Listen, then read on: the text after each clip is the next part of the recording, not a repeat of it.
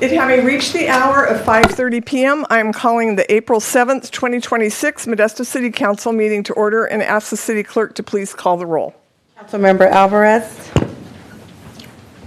Here. Councilmember Ricky. Here. Councilmember Bavaro. Here. Vice Mayor Williams. Here. Councilmember Wright. Here. Councilmember Gutierrez-Brayton. Here. And Mayor Zwalin. Here. In the complete spirit of transparency, I'm going to say I had cataract surgery in my right eye last Wednesday, and I'm having this one tomorrow. So I'm going to do, I can read and see you all very well. This is 2020 as of last Wednesday, but just bear with me as if I struggle a little bit being as quick on the draw as I typically try to be. Thank you very much. Will everyone please rise for the Pledge of Allegiance, followed by the invocation from Mark Krager, Modesto Covenant Church. I pledge allegiance to the flag of the United States of America And to the republic for which it stands, one nation, under God, indivisible, with liberty and justice for all. Let's bow together in prayer. Heavenly Father, as we gather here today, we pause to recognize your presence. Lord, you are with us, and in humility, we recognize our need for you. God, you have been our help in ages past, and you are our hope for years to come. God, as citizens, we recognize that you've placed before us governing authorities, and tonight we pray for our city leaders, for the various levels of city officials, workers, and Lord, specifically for our city council today. Lord, we ask that you graciously give them wisdom as they make decisions.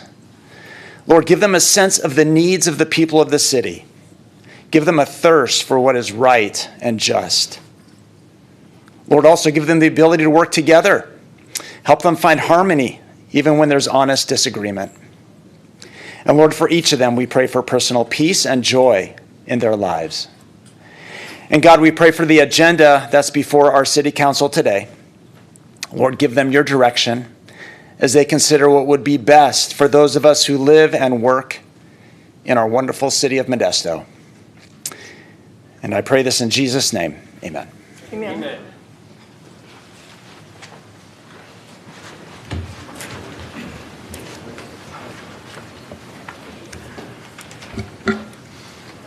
You give the blue card right here. Thank you. To Diane, our city clerk. Thank you very much.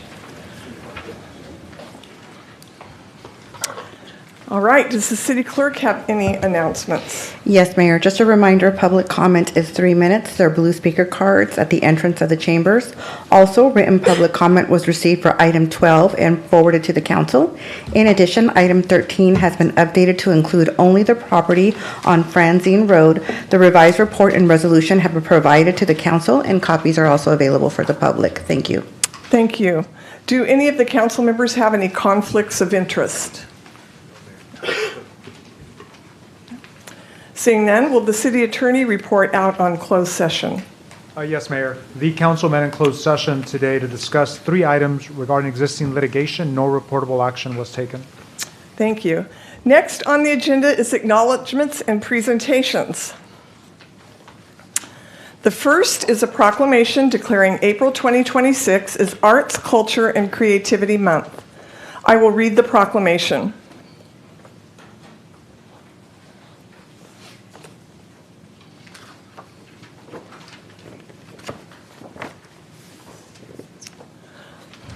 April marks the 8th annual celebration of arts, culture, and creativity. This celebration of human innovation is about building joy, action, and power, illustrating the vital role that the arts play in our community. The theme for Arts, Culture, and Creativity 2026 is Boundless Culture and Creativity, the Essence of Freedom. This inspires individuals to explore the infinite capacity of art. The freedom to explore the different modes of creativity brings value to our everyday lives, from painting to dancing to music and so much more. The arts bring vibrancy, emotion, and culture to ourselves and to those around us. Art enriches our lives, fosters creativity, preserves culture, and enhances emotional and social well-being. It allows us to express emotions and experiences in a way that words cannot. It can also preserve our history and offer insight into cultural identities, which, while encouraging dialogue and the opportunity to see things from a new perspective. The City of Modesto values art as an investment in our community, and we will continue to celebrate arts and culture and encourage everyone to explore their own creative outlets. Now, therefore, I, Suze Wallen, Mayor, do hereby proclaim April 2026 as Arts, Culture, and Creativity Month and encourage our residents to participate in activities that celebrate the artistry and culture of our community. And Dominique Johnson, the Executive Director of the Stanislaus Arts Council, will accept the proclamation and will be making a few remarks. Welcome. Thank you so much, and good evening, Mayor Zawalin, council members, and members of the community. On behalf of the Stanislaus Arts Council, I extend my sincere gratitude to the City Council for proclaiming April as Arts, Culture, and Creativity Month here in Modesto. This recognition underscores the essential role the arts play in strengthening community connection, inspiring innovation, and contributing to the overall well-being of our residents. I would also like to acknowledge and thank our dedicated board of directors, Ryan Foy, Veronica Torres, Sarah Hosner, and John Tillotson, as well as our Culture Commission. The Culture Commissioner's chairman is here, Ms. Venezuela. Thank you so much. For their dedicated and continued leadership and commitment to advancing arts and culture throughout our community. As many know, our region has long been recognized for the rich agricultural legacy, for the food that we grow and share with the world. Yet increasingly, people are discovering that here in Stanislaus County, we cultivate far more than crops. We cultivate creativity. We nurture the arts with the same care and intention, and recognizing them as a vital force that fuels our spirits, strengthens our sense of place, and drives community well-being. The creative economy is a powerful and growing contributor to our region, supporting local artists, generating economic activity, attracting visitors, and enriching the cultural fabric that makes Modesto a vibrant and dynamic place to live and work. This month, we celebrate that impact and the extraordinary talent that exists all around us, from our artists and cultural organizations to the many individuals who actively engage and support in the arts and support the arts. We thank them. And it is an honor for the Stanislaus Arts Council to serve this community as the county's designated local partner to the California Arts Council. Our work remains focused on supporting, promoting, and advocating for the arts across our county, and we are continually inspired by the depth of creativity and expanding opportunities and engagement throughout our region. Thank you again for this partnership and for recognizing the essential role that arts and culture take in shaping a thriving, connected, and inspired community. We look forward to continuing this work together. Thank you. All right, thank you for your remarks. And stay right here for just a moment. Are there any comments from council members tonight? All right. Oh, I'm sorry. I didn't see your That's okay. name. Your name is not there. And it's not because of my eye problem. You should check your eyes. Oh, wait. Tomorrow. Thank you, There, Mayor. tomorrow. I just want to say to all of those who are here representing all of the arts, Gallo Center, Symphony, and others, and yourself, the actual painting arts, it's a beautiful thing. It really milds the mind, the heart, the whole existence of mankind. So art is very, very, very needed in our community, and we have all of the arts in our community, and that's a wonderful thing to have. So thank you and congratulations. Thank you very All right. much. Thank you for being here this evening, and I will bring the proclamation down and present it. Thank you. You know what? This must not be working. Trust me. It's with my right eye, I can see this brighter than I ever could before, and there are no names there. So, all right, Councilmember Ricky. Thank you so much for being here tonight. And I'm really pleased that we're doing this. I think that the arts are actually a very important piece of our economic development future, especially as, as we as a community continue to grow and as we try to create new industries, creativity is something that you can't replace with AI, right? And so we need, I believe, to make the arts an important component of our economic development plan because it brings people to our community. It brings confidence in our community. It brings passion and it brings pride. And so I'm really pleased about what you guys are doing, and I'm happy to support you. Thank you so much. And I do brag about our Arts Council, Art Walk, and the fact that we are one of the very few cities in the United States of America that has a ballet, symphony, and an opera. So I agree, Chris. All right, we will come you down so to get much, the yes. proclamation. And I invite you all to come join me.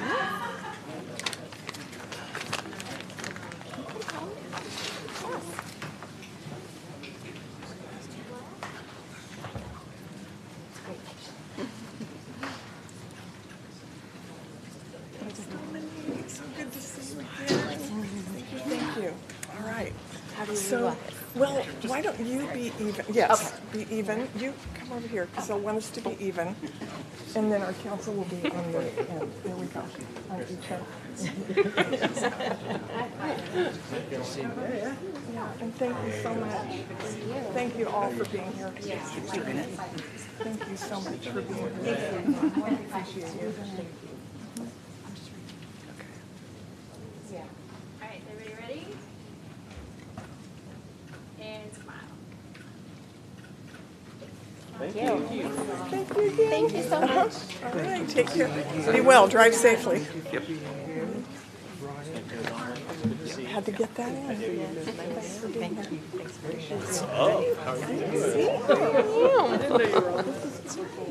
We don't have any. Hey, how's it going? Karen with the ballet. Yeah. How you doing? Good. Yeah, thanks for doing this. We appreciate it.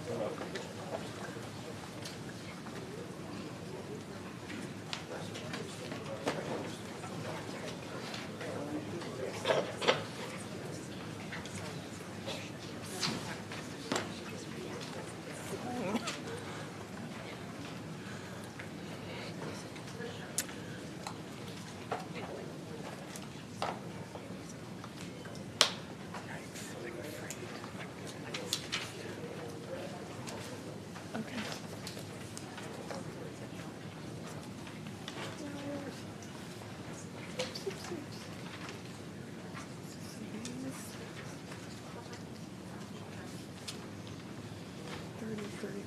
I think I'm going here. This for general public. And this is all 30.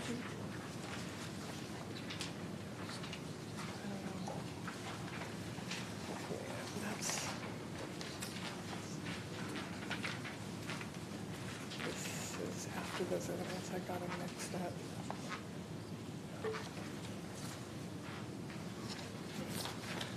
All right, I think Milt is here. And these are here. That's the order.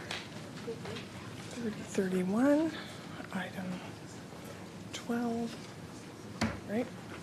Because we'll be doing this one first, then that, and then that. All right. Next is item 2, proclamation declaring April 2026 as Donate Life Month. And I will read the proclamation. Oops.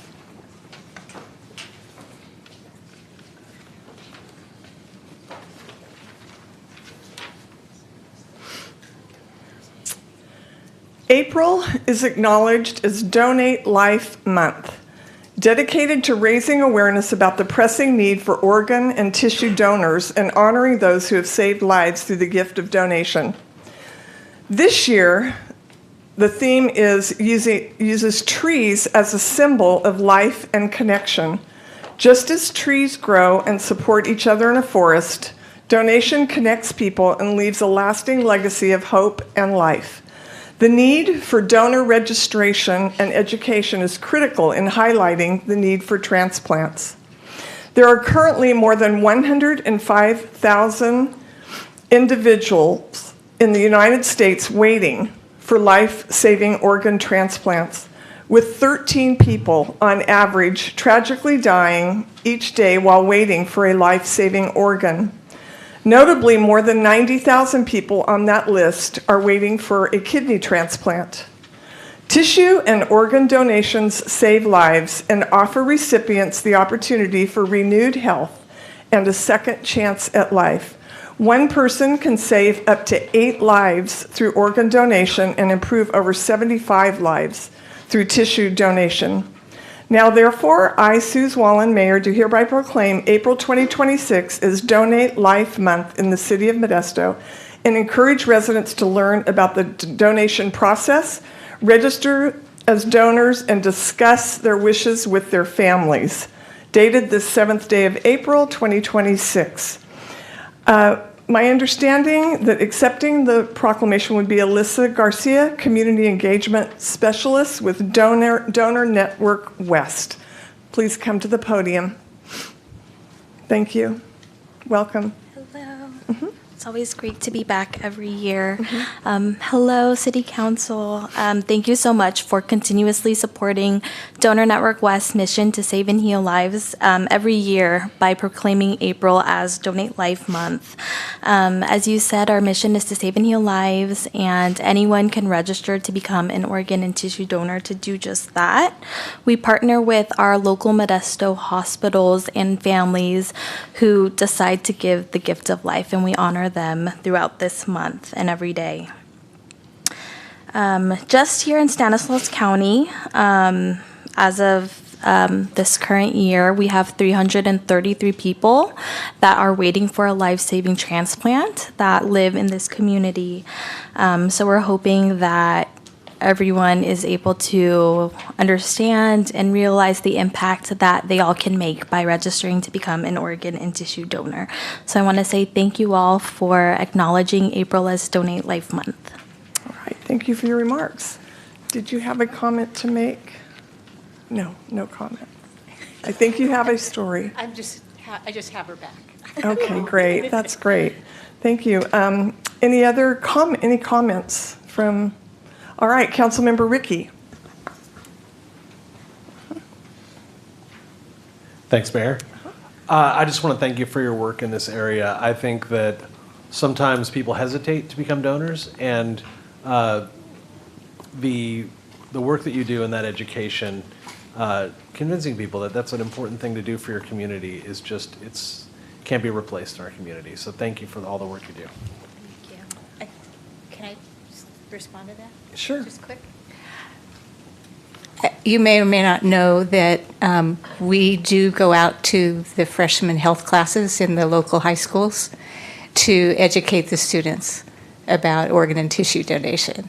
And I'm one of those volunteers who goes. So Alyssa and I go with other people. So, because they're going to get their driver's license, and so they need to know what that question means when they get to that point. And very careful not to be assertive about our opinion about this, but just to strictly educate them. It's a very personal choice if they want to be a donor or not. But I think it works. It's working really well, and the kids are very receptive to what we share with them. So we appreciate going out and being able to do that. We're glad that the schools allow us to come and do that. It's a great opportunity. So. All right. Thank you. Councilmember Escudia Brayton. Thank you, Mayor, and thank you, ladies, for being here and drawing attention to this very important subject that touched my life personally. I had the absolute honor and privilege when I was 40, actually on my birthday, to donate an organ. I donated bone marrow to a young girl whose only chance for life was a full and complete bone marrow transplant. She was in a different state. When my bone marrow was extracted, it was life-flighted. It needs to come out of my body and into hers within 24 hours, and it was life-flighted to Texas. At the time, Hurricane Ike, those that are history buffs will be crunching the numbers. You know, that was some time ago. Because that airplane was carrying life matter, it was allowed to land, and it made it into her body. Years later, she's still alive, and healthy, and we remained very close. But it was an experience that it wasn't that I felt that I had anything, I received more than I gave. And it was just an amazing experience for me, and truly, it was not inconvenience in any capacity. And there was, as was referenced earlier, there was a lot of misunderstandings and misnomers about the process. But it was an easy process, and it was a process that from beginning to end, from getting a little swab in my mouth and having that put into the National Bone Marrow Registry, to 3 months later being called and told that I was a perfect match, to now me staying in contact with her and look forward to her upcoming wedding is just, again, an amazing experience. So I could provide personal testimony to how doable and how lives can be saved and how one person can make a difference. Thank you. All right, Councilmember or Vice Mayor Williams. Thank you, Mayor. And that was a wonderful story. Thank you for doing that for that family, because it was a family. It wasn't just that individual. And now she's going to have a family because she's going to get married. That's wonderful. I am a donor. I have been for a long time, and I do my best to take care of my body so that when and if it is ever needed, it will be there. So thank you for being in our community. All right. I did in the proclamation, and I do review these and wrote it, and the last thing I said was discuss your wishes with your family. And the 42 years that I worked in the emergency room, I can attest to how important that is, because it is truly one of the most inspiring times to be a part of someone's life. When they receive the worst news possible, how quickly the human spirit is so resilient to want to help. It's pretty amazing to watch when someone, a mother, a spouse, a family member hears that someone close to them is not going to survive. If they have been prepared and it has been shared with them how important this is to this person, it's abundantly easier for them to just on the spot make that decision, and so many lives are helped. We received the letters later back in the emergency room of all the lives that are saved, and stories just as Rosa described. So thank you again for being here this evening. I will now bring the proclamation down to present it.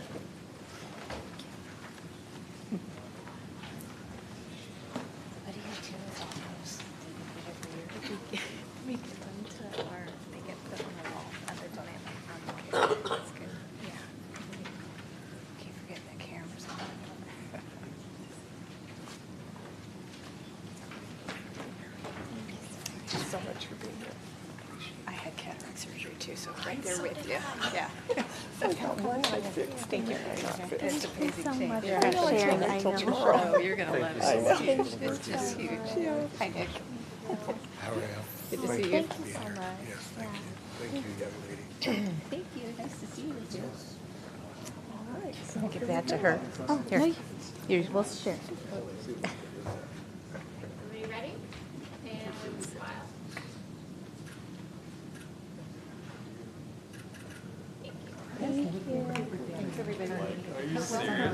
Thank you so much.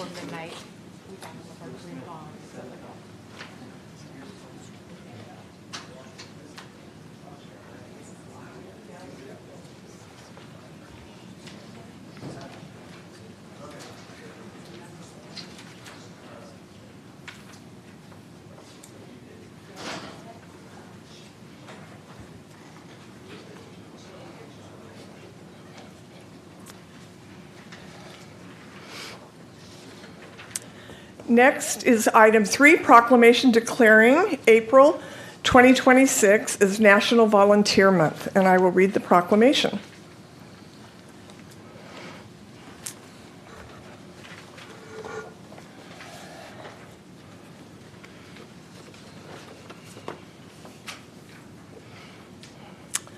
Modesto is a giving community with almost 1,000 nonprofits. Our community best exemplifies the true meaning of service and volunteerism.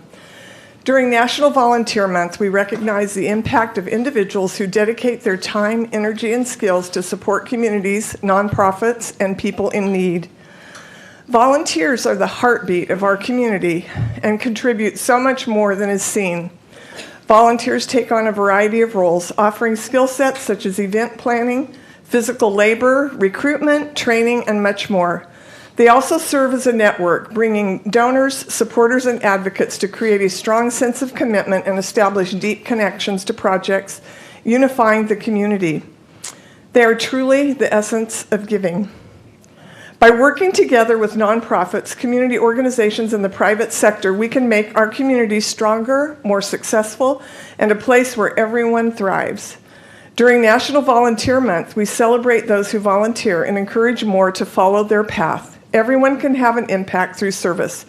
Now, therefore, I, Suze Wallen, Mayor, do hereby proclaim April 2026 as National Volunteer Month in the City of Modesto and encourage our residents to join others in our community to volunteer and serve, dated the 7th day of April 2026. So accepting the proclamation will be Jeff Pishney, CEO and founder of Love Stanislaus. Welcome. Yay. Yes, I got a fan. I got a couple people. Thank you.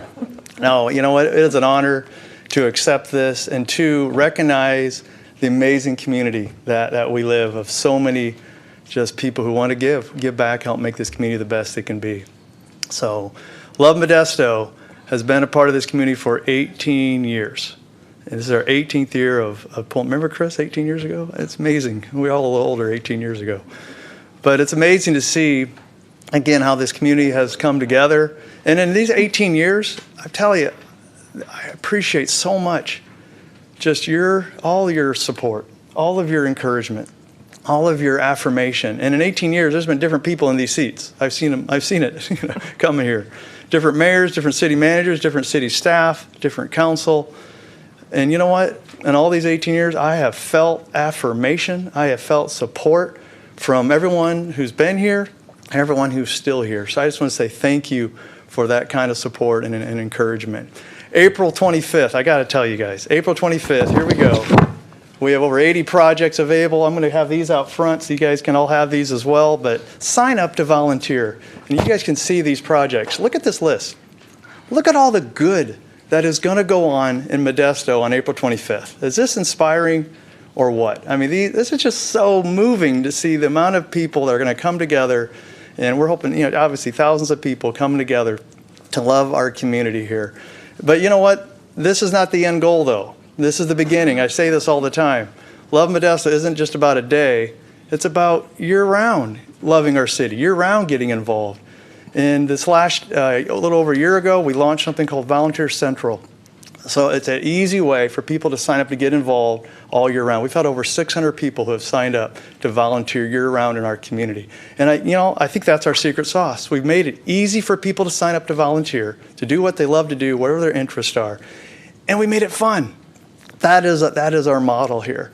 And so what's amazing is every year there's cities all around us that are doing what we're doing. We're kind of the model.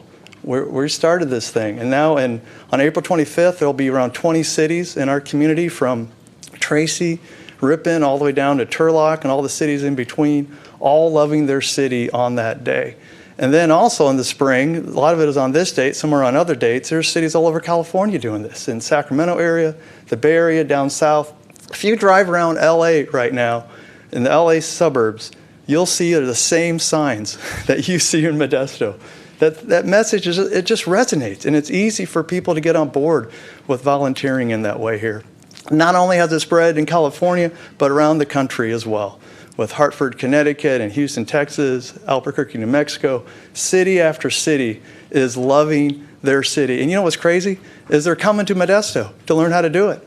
This year, Mayor Sue, you've seen these people, you've met these people that have come here from all over the country. This year, we've got Raleigh, North Carolina, Spokane, Washington, Chico, La Mirada, and other cities that are come here just to observe what we're doing. On a Friday night, I get to take them around town and show off my hometown. I love it, and I get to tell stories about my town here and how just there's so much beautiful collaboration and friendship here. I think that's another secret we have here. We're the envy of other cities. they don't have that collaboration and that friendship that we have here as much. And so then on Saturday, they get to see what we're doing, and they get to take it back to their city. So let me just leave in this, is I know you all get to hear from some critical people sometimes and how bad Modesto is. And I'm telling you, that's less than 1% at best. Majority of people in this town love this town. They want to see it to be a better place. And I know you all do as well. And so I'm telling you, it's a pleasure to serve alongside of you and to be in this together for another 18 years. How about that? Thank you so much. All right, thank you. Any comments from council members? Vice Mayor Williams. Thank you, Mayor. And thank you, Jeff. It's really easy to volunteer to a city that you love. Yeah. And I definitely love the city of Modesto. It has done wonderful things for my life. But I know you have some other people that are here that you would love to have them stand. Yes. All right. Well, I'm going to ask my chair of my board, Craig Arona, to come on up here. Is that what we're referring to?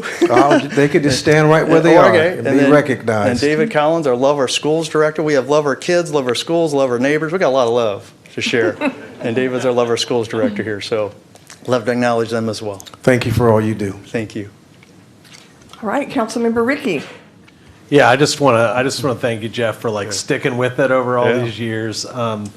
There's no question that Love Modesto has made a huge difference in our community, and I love the evolution of it. I love how it's gone from being one day to being some drumbeat that's going through our community, throughout the entire year, and I've just seen the evolution. And, when it first started, I had my criticisms of it. I remember. And what I love about that with you is that you're resilient and you just fought through it, and look at it now.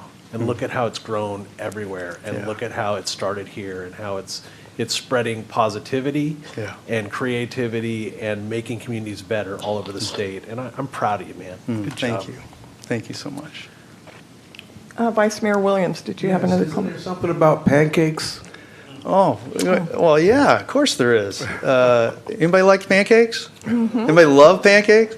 So pancake breakfast that morning. Skipped your breakfast at home. We got a great pancake breakfast. North Modesto Kiwanis puts on a pancake breakfast at venue 833 there, starting at 7 o'clock. So yeah, 7 o'clock, kickoff party, all kinds of free food and music and giveaways.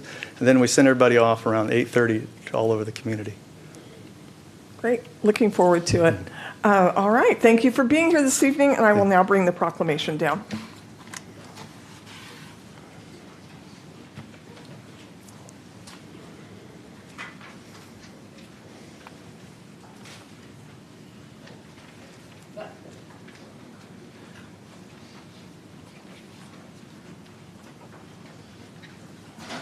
Thank you so much for being here. Hi, Craig. Are you? Congratulations on your son. Congratulations, Jeff. Oh, thank you. Yeah. Accomplishments. Yeah. Hey, Craig. See you. Hey.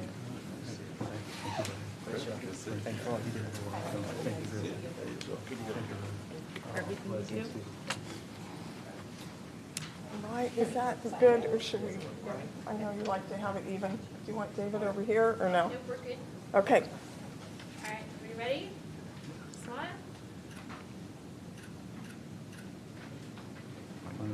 All right, thanks again. Appreciate you so much. Thank you so much. We'll be in touch Yeah. on that Friday Oh, night. yeah, I'll be there. All right.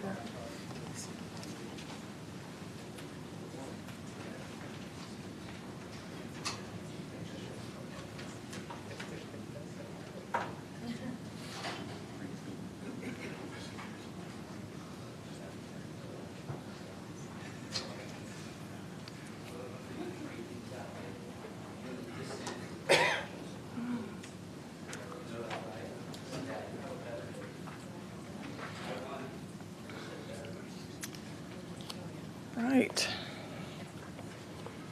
Next is item 4. A proclamation declaring April 12th through 18th, 2026 as Emergency Dispatcher Week. I will read the proclamation.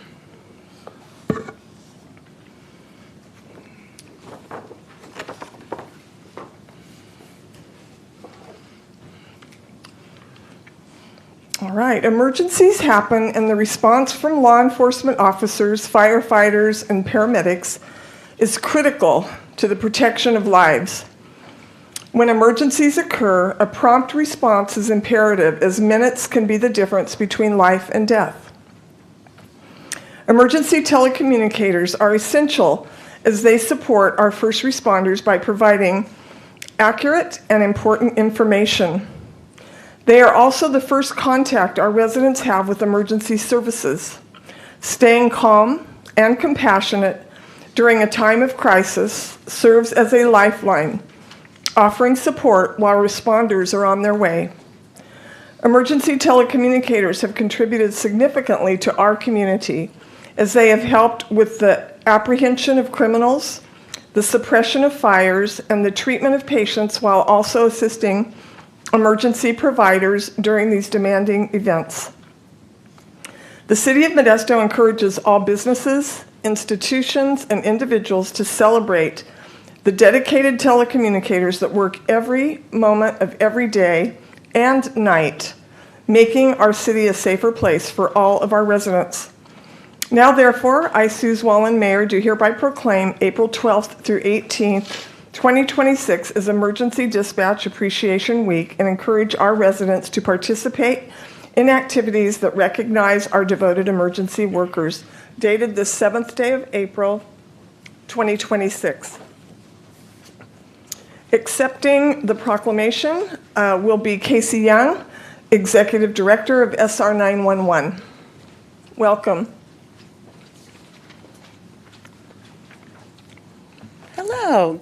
Good evening, Mayor and Council members. I'm Casey Young, the Executive Director of SR 911, and we are recognizing National Public Safety Telecommunicators Week, or as we like to call it, Dispatch Appreciation Week. This is a time dedicated to honoring the voices behind the scenes of public safety, the calm in the chaos, the unseen first responders who answer the call when someone's worst day becomes their reality. Every time someone dials 911, they're not just calling a number or a service, they're calling a person, a highly trained professional who must make sense of fear, confusion, and urgency in a matter of seconds.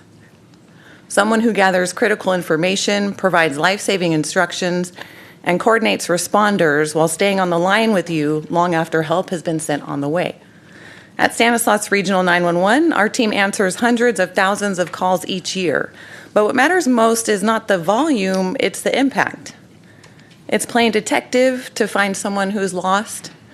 It's coaching a mother through CPR. It's guiding officers safely to a scene. It's juggling multiple radios while firefighters are sizing up the scene. We shine in the moments where we make a difference. And these moments don't just happen by accident. They happen because of the skill, resilience, and dedication of our dispatchers. Over the last few years, Stanislaus Regional 911 has faced significant challenges and continued to excel in the face of adversity. Not only was the entire team recognized as Northern California Team of the Year, but our very own operations manager, Juana Carrasco, she's right back there over on this side, wave a hand, was recognized as First Responder of the Year, which marked the first time in California history that an individual 911 professional received this award.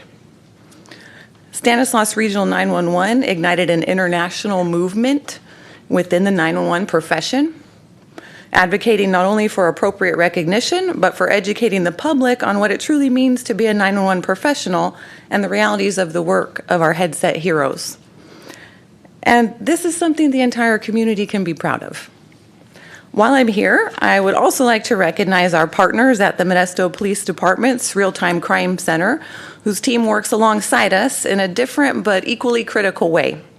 Much like our dispatchers, their work often happens behind the scenes, gathering and analyzing information in real time to support field responders and enhance situational awareness.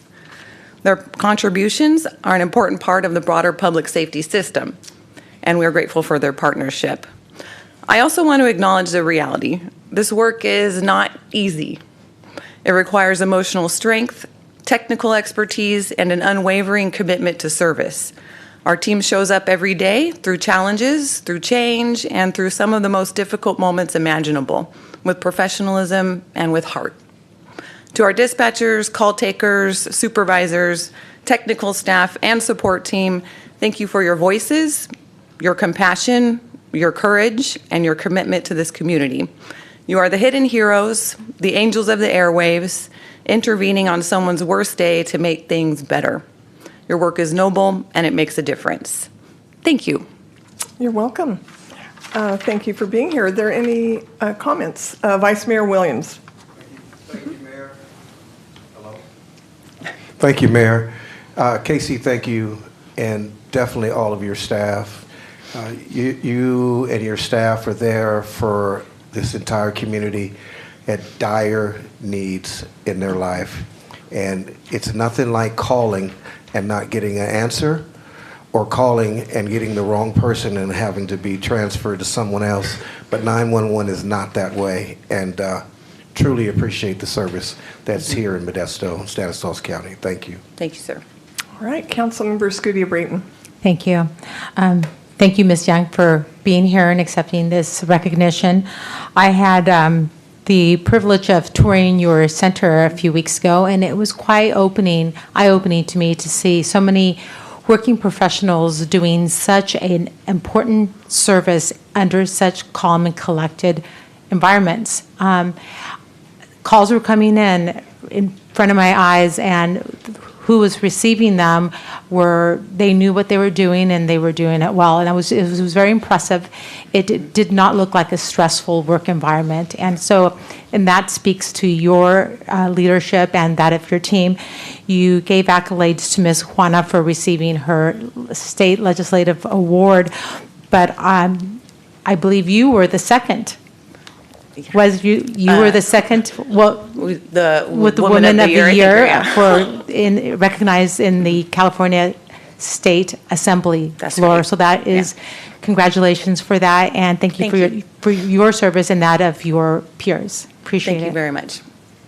All right, thank you for being here this evening, and we'll bring the proclamation down.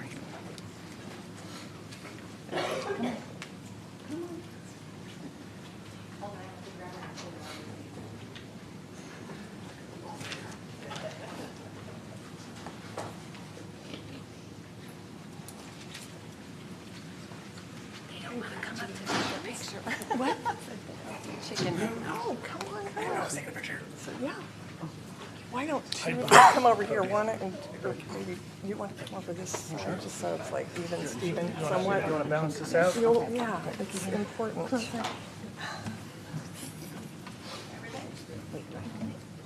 Sure, we hold it together. Yeah.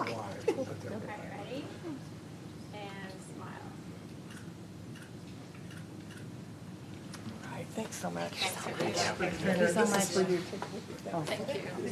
Appreciate your seat. Thank you, Matt. Go get him.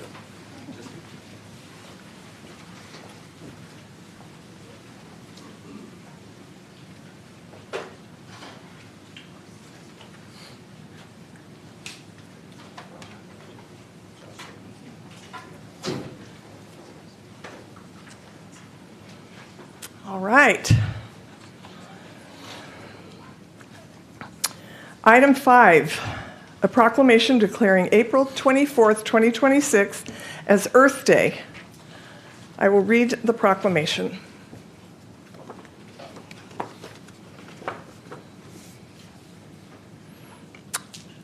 Earth Day has been celebrated ever since it was first established in 1970. It is a time for everyone to stand side by side to educate each other and take action to protect the Earth. The very first Earth Day inspired many, resulting in a number of important legislations, including the Clean Air Act, the Water Quality Improvement Act, the Endangered Species Act, and the establishment of the Environmental Protection Agency. 56 years later, we continue to make progress.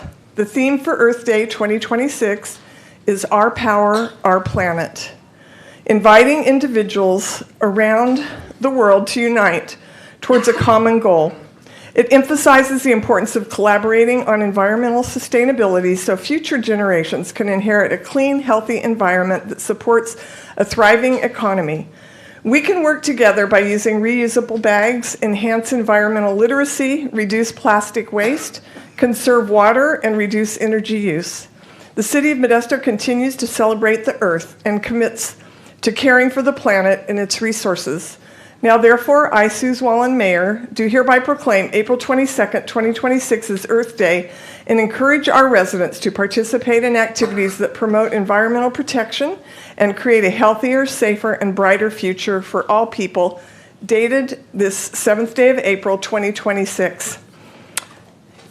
And accepting the award this evening, or the proclamation this evening, are Modesto City Schools, my people, from back on my school board days. It's so good to see you. Sustainable leaders, Gilbert Blue Feather Rosas, Director 2, Sustainability and Adaptation, Tim Zierli, Associate Superintendent, Business Services, Alejandro Irazo, a student, Enox High School, and Dev Patel, a student from Grigori High School. And please step to the podium for your remarks. Welcome. Thank you. Good evening, Mayor Zwollen, council members. My name is Tim Zierli. I'm an Associate Superintendent of Business Services for Modesto City Schools. And on behalf of Modesto City Schools, I would like to express our gratitude to each one of you for this proclamation and also our support as a school district, a public agency for Earth Day. You have a handout, I believe it's a colored handout in front of you. We'll talk through this quickly, but slide 1 is a small representative picture of our 30 battery electric school bus fleet. You'll notice in the far right corner, or the bottom right corner, there is a QR code. You can scan that. That'll take you right to our Modesto City Schools sustainability webpage. Slide 2 represents our 8 focus areas of our webpage. Each one details accomplishments and provides resources on each topic.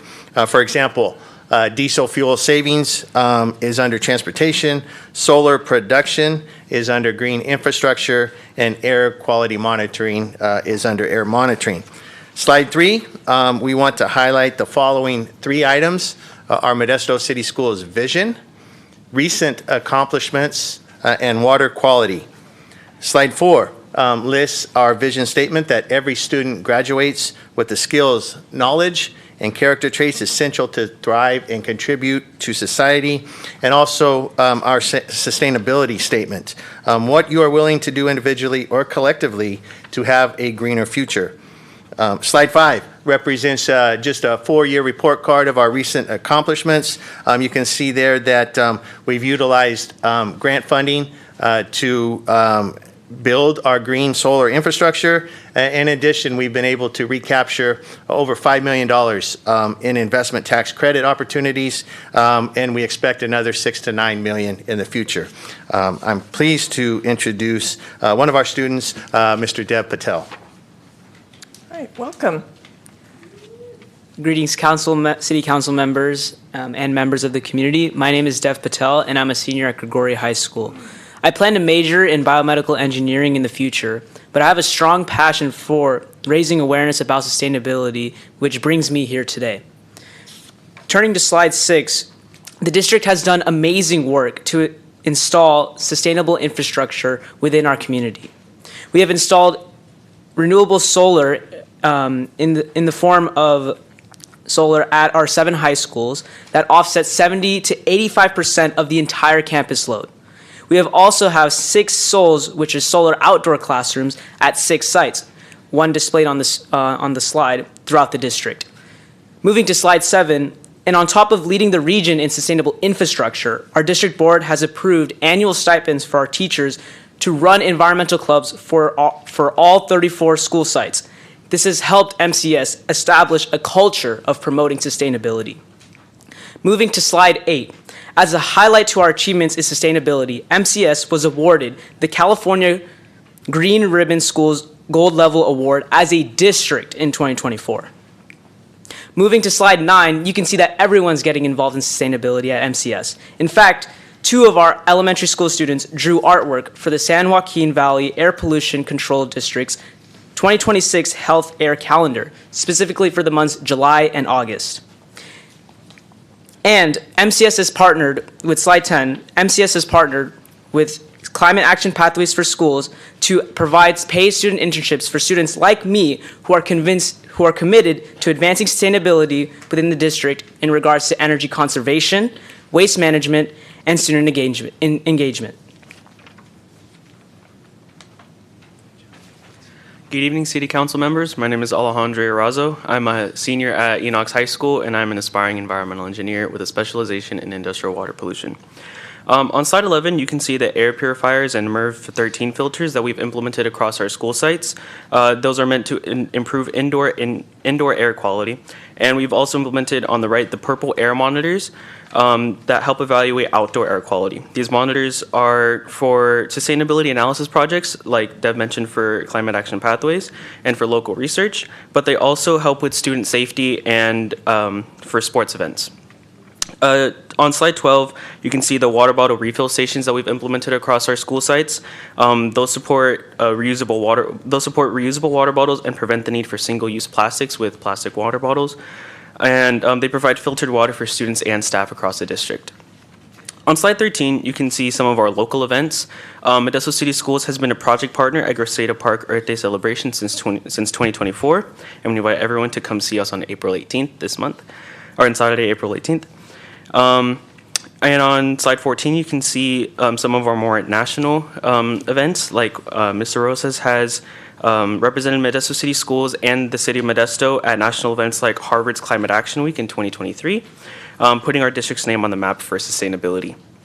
On slide 15, he was asked to speak on numerous podcasts, webinars, and panels promoting sustainable schools. He's also spoken at the White House or the Climate Policy Summit in 2024, promoting sustainable buildings and grounds for school sites. And we invite everyone to check out our web pages for more details. Thank you. Thank you. I've got the easy one, just slides that show who our in-house supporters are. The board has voted to cover all these things, and our superintendent's very supportive of all these different acts, and the administrative team, and especially Mr. Zerley, making it all add up so that we can make these things possible. All of our students and staff and the student progress, just like you've seen, are what we love. Our project partners are listed on the next item. It starts with synergistic. And the most important page is the last one that tells that the City of Modesto supports us, along with our utility companies that do it. So we just appreciate you acknowledging all of these things, and we thank you. You're welcome. Right. Is that it? That's it. All right. Councilmember Scudia Brayton. Thank you, Mayor. Thank you, gentlemen, for that very comprehensive presentation. Very impressive. Most impressive was the two young gentlemen. If our future is in your hands, we are in really good hands. And thank you all for the work you do. I know it makes an immense difference in air quality in the valley. We live in the valley, and I don't know. By living in the valley, we live in a very challenged location, but every bit counts. So the work you're doing does serve to make an impactful, positive difference for the valley. So thank you very much for what you do. All right, Vice Mayor Williams. Thank you, Mayor. You can't get any more grounded than having this from the Modesto City Schools. So thank you for being here. You young men did a wonderful job. All right. Thank you again, all of you, for being here this evening, taking of your valuable time to be with us. And I will now bring the proclamation down to present it.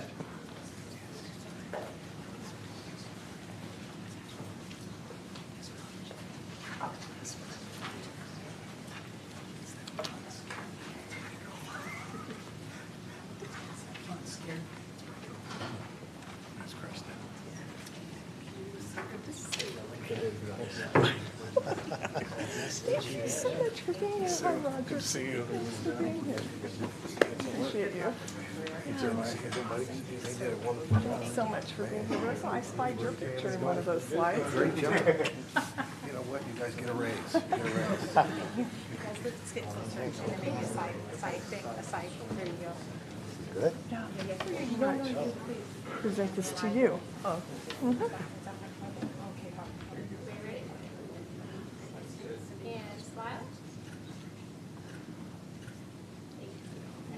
Thank you. All right, there you go. You can give it to maybe one. I'm not sure. Yeah, thank you. Mr. Zerley, maybe, or I don't know, whoever you want. How about? Huh?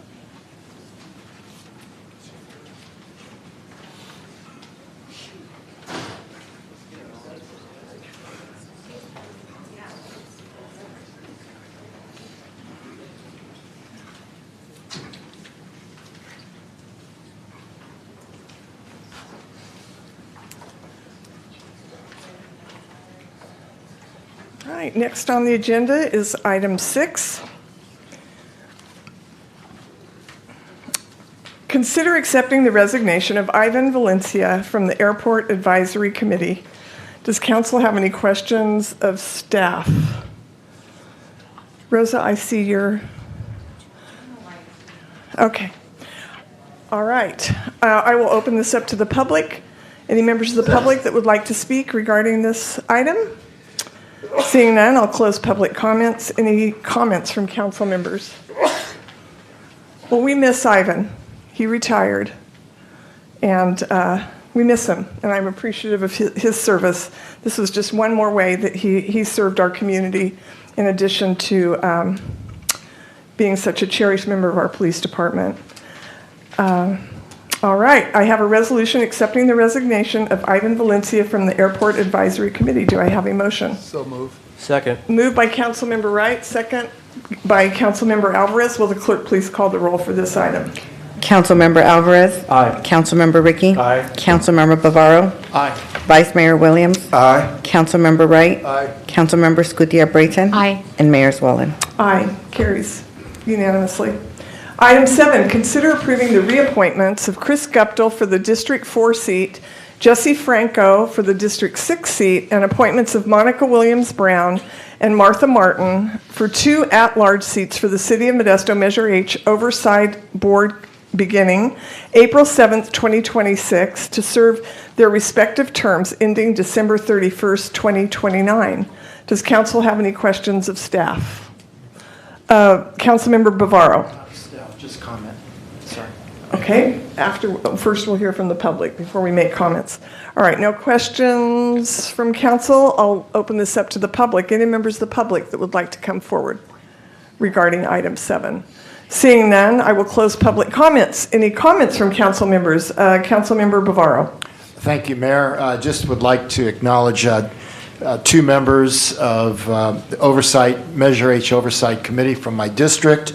Reappointment Chris Guptill, and a new appointee, Martha Martin, who's here tonight.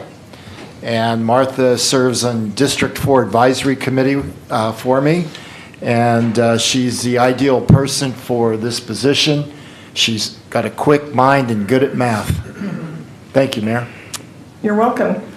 I'll make a comment regarding Chris Guptill. He is the person that has been organizing the 9 to 99 cleanups every single month for, I believe it is 12 years, with a countless number of people that go and help keep the river area clean by the 7th Street Bridge. His family, it's a generational situation with the Guptill family. I remember his grandfather, his father, all of his siblings, and his aunts and uncles were community-minded people, so I want to publicly recognize Chris for his efforts. It's really incredible. I have a resolution approving the reappointments of Chris Guptill for the District 4 seat, Jesse Franco for the District 6 seat, and appointments of Monica Williams-Brown and Martha Martin for 2 at-large seats of the City of Modesto Measure H Oversight Board beginning April 7th, 2026. That's today. To serve their respective terms ending December 31st, 2029. Do I have a motion? So moved. Second. Motion by Councilmember Bavaro, second by Vice Mayor Williams. Will the clerk please call the roll? Councilmember Alvarez. Aye. Councilmember Ricky. Aye. Councilmember Bavaro. Aye. Vice Mayor Williams. Aye. Councilmember Wright. Aye. Councilmember Scutia-Brayton. Aye. And Mayor Zwollen. Aye, carries unanimously. Item 8, consider approving the appointment of Shami Kareem and Christian Simon to the City of Modesto Citizens Housing and Community Development Committee for 4-year terms expiring December 31st, 2029. Does council have any questions of staff regarding item 8? Seeing none, I'll open item 8 up to the public. Any comments? Seeing none, I will close public comments. Any comments from council members? Councilmember Alvarez. Thank you, Mayor. I just want to congratulate these folks for stepping up and acknowledging their contribution or willingness to contribute to the housing stock here in Modesto. This is the housing committee that my colleague Chris Rickey and I sit on. I believe Vice Mayor Williams is the alternate also on the committee. This is where the motel conversions become reality. This is where the debate happens. This is where we set the recommendation to head to council for all the housing projects in our community. So I'm really excited to work with these folks and thank them for their contributions to contribute to our housing stock here in Modesto. Thank you. And in light of the fact that this is National Volunteer Month, when you think of the dozens of people on our committees, commissions, and boards that give of their time freely to serve in this capacity and apply, go through the application process, the appointment process, it really speaks so well to our community. I'm so impressed. All right, I have a resolution approving the appointment of Shami Karim and Christian Simon to the City of Modesto Citizens Housing and Community Development Committee with terms expiring December 31st, 2029. Do I have a motion? So moved. Second. Moved by Councilmember Alvarez, second by Vice Mayor Williams. And will the clerk please call the roll for this item? Councilmember Alvarez. Aye. Councilmember Rickey. Aye. Councilmember Bavaro. Aye. Vice Mayor Williams. Aye. Councilmember Wright. Aye. Councilmember Scudetto-Brayton. Aye. And Mayor Zwollen. Aye, carries unanimously. Next on the agenda is public comment. Public comment tonight is in person only. Zoom remains available for viewing and for wordly translation. Thank you for joining us. The City Council meetings are a place where everyone is encouraged to share insights, listen, and participate in the decision-making process that benefits our community. To ensure a fair and respectful environment, the mayor is responsible for maintaining order and decorum as outlined in the city charter and the rules of decorum posted at the entrance of the chamber. I ask that we are all respectful of all members of the public, presenters, and council members. Anyone who disrupts the meeting may be asked to leave. I appreciate your cooperation as we discuss key issues and make decisions that affect our city. We will now open public comment, and this is for items that are not on the council agenda. And you have 3 minutes to speak. So I have a lot of cards. Several of them are for item 12, which will be discussed later under consent items. That one will be pulled for discussion. And several for items 30 and 31. But I will start with the blue cards that I have in the order that I received them for items not on the agenda. And the first is Jerry Thompson.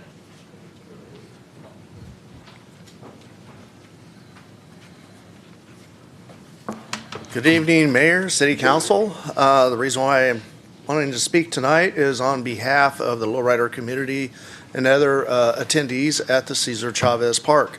We're all in support with the name change. However, we request that when you consider voting for the top 3 names that you will go with 4th Street Park, or you could call it 4th Street Community Park, as long as 4th Street's in there. And the reason why we're behind this is because of all the controversy that is involved with Cesar Chavez. Now, a lot of people may not remember an individual that was involved with the movement at that time, and his name was Larry Itlong. Itlong is out of Bakersfield area, and he was also involved with the strike that took place in 1965, and he worked alongside with Dolores Huerta and with Cesar Chavez. However, he has been forgotten throughout history. And then unfortunately, there's been victims from this and also enablers. But the purpose of choosing 4th Street Park is to keep it neutral, to keep away from the controversy from future names on future parks because of what has happened currently. And still, there's a lot more coming out about it. But Larry Itlong, he was involved, but he tried to speak out against what was taking place with Cesar Chavez, and he was actually censored from doing that.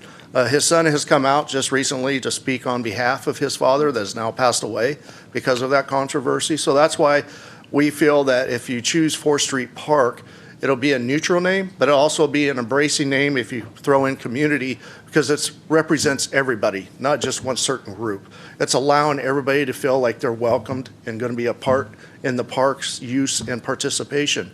So hopefully you will take that all into consideration when you do come to that day to vote for this new name change. Thank you. Thank you. Next is Brian Eugenie. Welcome.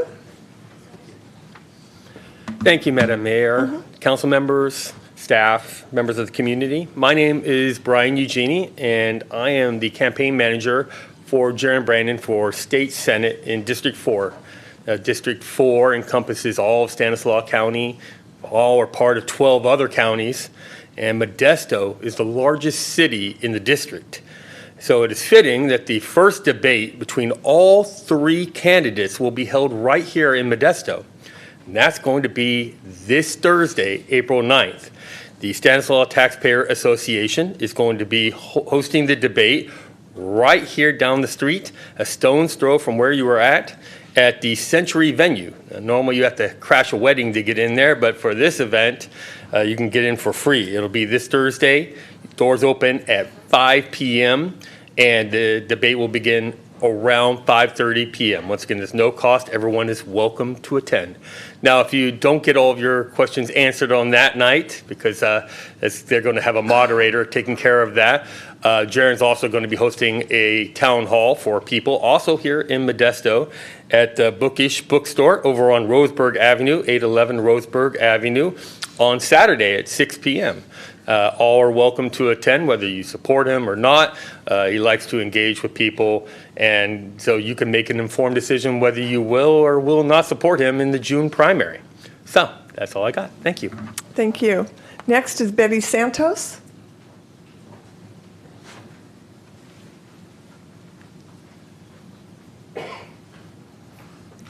Hi, good evening, Mayor and City Council and community.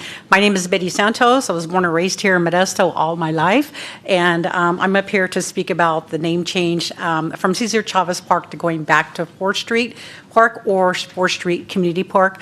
Again, I've had a lot of great memories growing up there, and recently I took a friend out to his retirement breakfast, and Councilman Jeremiah Carl Anderson. You remember him? Okay. We had a conversation about Cesar Chavez Park, and he says, Cesar Chavez is, I'm sorry, Betty, I got to say 4th Street. I go, you say whatever is on your heart. So he talked about how he grew up, and he had a lot of great activities, memories, as well as I did. And back in the day, he said they used to donate to the community, as he still does to this day. However, my sentiments are as well with Jerry Thompson. And back in the day, late 70s, early 80s, I used to go hang out when the cruising was going on. And my acquaintance here used to cruise back in the day with his car club. So I'm up here to maybe reconsider changing the name back to 4th Street Community Park. Thank you. You're welcome. Next is Steve.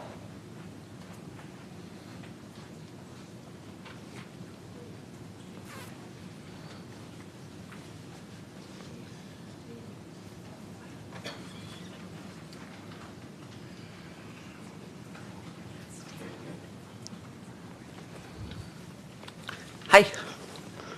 Hello, welcome. It's with great displeasure that I speak with you this evening, but I did want to talk about some stuff that's very important. And that is just the simple truth that fighting fascism is a local struggle, just like protecting democracy is a local struggle. Ever since I've been coming to these meetings, I have seen from y'all, little smirky smile over there. Hi, Jeremiah. You're already starting up with the facial expressions I see. I have seen nothing but disdain. I have seen nothing but y'all trying to basically work against democracy, and in the process, enabling fascism. When you refuse to hold killer cops accountable, or at least try to use your influence, you are aiding and abetting fascism and the death of democracy. Just like when you are perfectly okay with whatever Brandon Gillespie dictates to you, When he tells you, hey, this should be a new law, you say, yes, sir. A lot of people talking about love this evening. But I found it disgusting, the fake depiction of what love is. And you know what? Dissent is one of the most important parts of a democracy, am I right?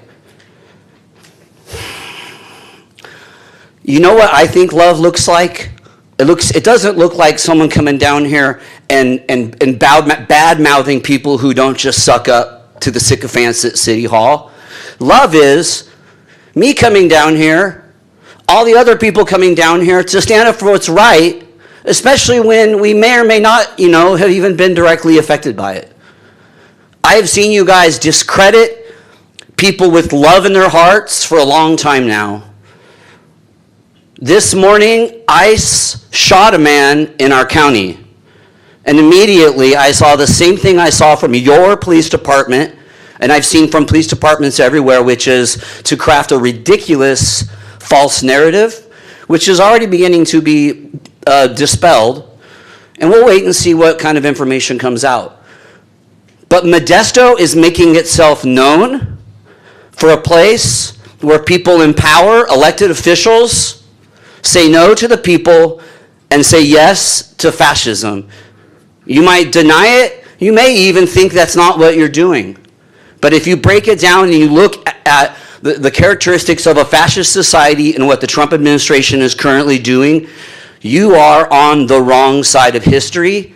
And no matter how much you lie to yourselves and to all the people of our community, you are playing your small part in paving the way for more and more and more violence from the Department of Homeland Security in our neck of the woods. You should be ashamed of yourselves. You should stop spending our money to fight ridiculous legal battles, and you should support the community.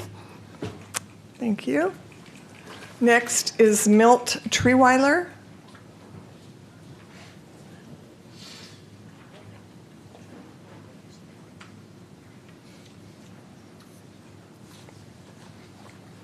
Good evening, council, staff, Milt Treeweiler. I wanted to talk about planning for the future again for Modesto and actually all of Stanislaus County. Part of that, of course, is learning from the past. We learn from the past and we live in the present. We're in the present now. We have to plan for the future. We have to do that because we have children and descendants that need to be taken care of, and we're the only ones that can take care of them. So the first thing I want to start with is something like planet warming. I'll have one of these later on to hand out to you, not tonight. But anyway, this shows us how the planet's warming up. Since 1980, it's an exponential curve. This is the 1980 to here is 2025. And just to give you an example, you can see it goes up, but 2023 was the hottest year on record on our planet Earth. And 2024 was even hotter than that. 2025 was slightly lower or slightly above 2023. But the chart is continuing to go up. So very something we need to really be conscious of because it affects all of us. And by the way, you wonder how this is taken. This is taken by 24,000 plus monitoring temperatures all around the world. 24,000 places. So it's pretty accurate. Second thing I want to talk about is we're on our way to into another drought. I don't know if you've heard that or you realize that. We're going to be in another drought. Is it going to be 1 year, 2 years, 3 years? I don't know, but it's going to be another drought. And that means we have to realize that that's going to be a hardship on us. We're going to have low water table levels. That's going to go down. So it's very important that we understand that drought is what makes the farmland north of Modesto so important. The fact that this county is the only county that has water to water its irrigatable farmland, which is the best farmland on earth for three reasons. We have the soil, very deep soil for tree root crops. We have the water. We have Don Pedro Dam. Right now it's at over 80% capacity. And there's plenty of water there to take us through this year. And we also have the climate. So we've got the only place on earth that has all these three things that give us this. So what are we doing? We're talking about growing north of Modesto. Come on, come on, come on. That is not the solution to our problem. Our children have to eat. We all have to eat. Our descendants are going to have to eat. They're not born yet, but they're still going to have to eat. It is our responsibility to do what's right for them. And what's right for them is to preserve this land. We can build up and not out. Thank you. You're welcome. Next is Francine Sina.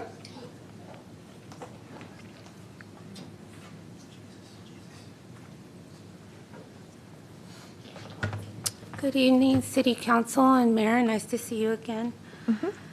I was just here asking who's here defending our children's democracy here in Stanislaus County?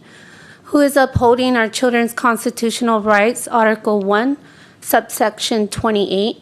Our children have a right to enter into a public school that is safe, secure, and peaceful here in Stanislaus County. That is not happening. I'm going before City Council to bring awareness that ed codes is one thing, but when our children are victimized and it goes into civil codes, who protects them? Here in this county, at this council, I would like to reach out to the DA. I have reached out to the DA. I've reached out to the Modesto Police Department. I have no answers to my child who has been victimized. I even reached out to I said Modesto Police Department. Nothing has been done. There is no voice for us in the civil side. Thanks to Debbie Martinez, founder of We Are La Raza, Parents Union, Social Justice Movement, Student Advocate, Parents Advocate, we are now active members in the Sylvan District.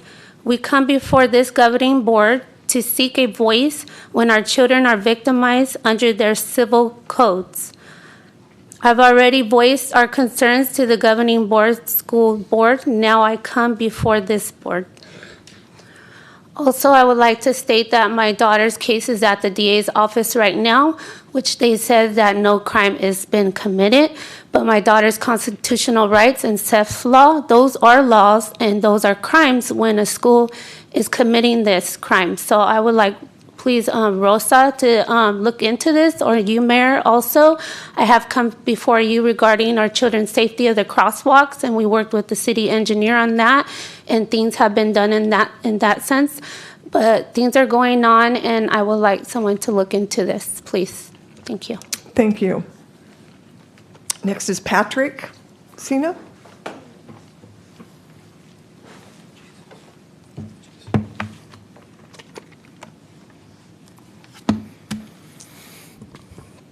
Hello. Hi, I'm Patrick Senna. I am a Purple Heart vet. I served in the United States Army. I'm one of 2 survivors from an IED blast in Iraq, and I'm still here. I'm from Modesto, and I moved back to Modesto. My daughter's constitutional rights are being violated. It's not safe, secure, and peaceful. My daughter she's a 4th grader. She was getting bullied by a 5th grader, and it went on for 3 weeks. She stressed it to all her chain of command, from campus supervisor, head campus supervisor, her counselor, her teacher, vice principal, principal. Nothing got done for 3 weeks until we called the 911 and got police over there, and they did an investigation. And then to come to find out, the school hid the nurse and didn't interview my daughter. And so they never got the facts straight. And good thing for We Are La Raza, because with Debbie's help, we were able to get our voices heard and get HR involved, the district involved. But all they did was go to the district, and the school lied. Nothing but lies. I got back from a packet, just nothing but lies. And the lies are this big on the packet, and the only thing that's factual is this small, that my daughter was seen by a nurse and what time she got there, and then that she did have a kidney problem. And the matter of the fact is, my daughter now has a kidney issue that she never had because her rights were being violated. The principal allowed a substitute teacher to torment my daughter for over an hour, not let her use the bathroom or seek the nurse. and she has a kidney issue. She went to the nurse and voiced her opinion, closed the door, and had confidence to let her know what was happening. No one interviewed the nurse, and somehow we can't find this nurse, but she's a nurse at a school in Sylvan District, the same school that the mayor goes to, the same school. And that's why I want to know, can we get my daughter's rights? Can something be done? This is a kid, 9-year-old little girl, then everyone is covering up to protect adults that harmed a child.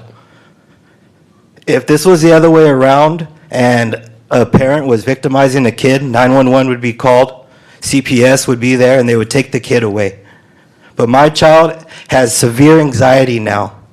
Severe anxiety. She cannot leave her mother without crying because this grown adult that was a stranger to her got to torment her because her principal allowed it and told the substitute teacher to do it to her. Thank you. You're welcome. So for this particular situation, I would like for you to talk to our police chief in the back of the room. Yes. Please proceed with that and have a conversation. Thank you. Thank you. Is it Chris Adams? Our police chief, Brandon Gillespie's here, and he would be the one that would direct any further conversation regarding this situation. Thank you. You're very welcome. Let Jesus guide you guys. Thank you. Thank you. Next is Nora Garcia. That was actually meant for item 12. Okay. Next is Nick.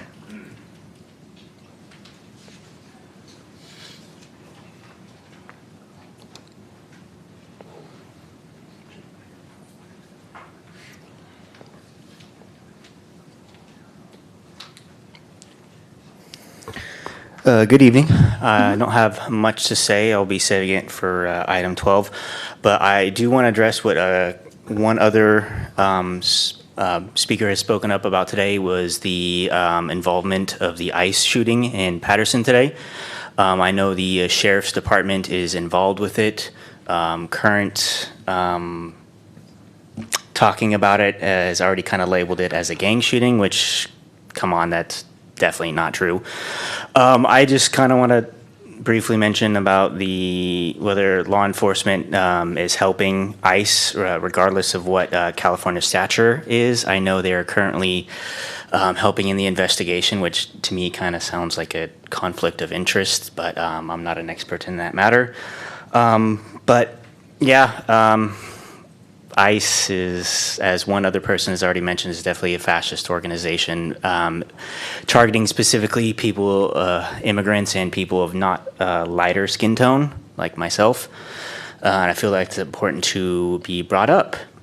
Also, there was a speaker earlier today that talked about land development and preserving that in the face of the climate crisis, which definitely is one of the most important things that we need to address in our age today. And we need to be doing more about that. And that definitely starts at the city council level, at local city officials, and at community involvement. And it definitely sounds like more community involvement in terms of making decisions, maintaining resources for what's best for the community is what should be done. But that's my humble opinion. Thank you. Thank you. Next is Anthony Drobnik.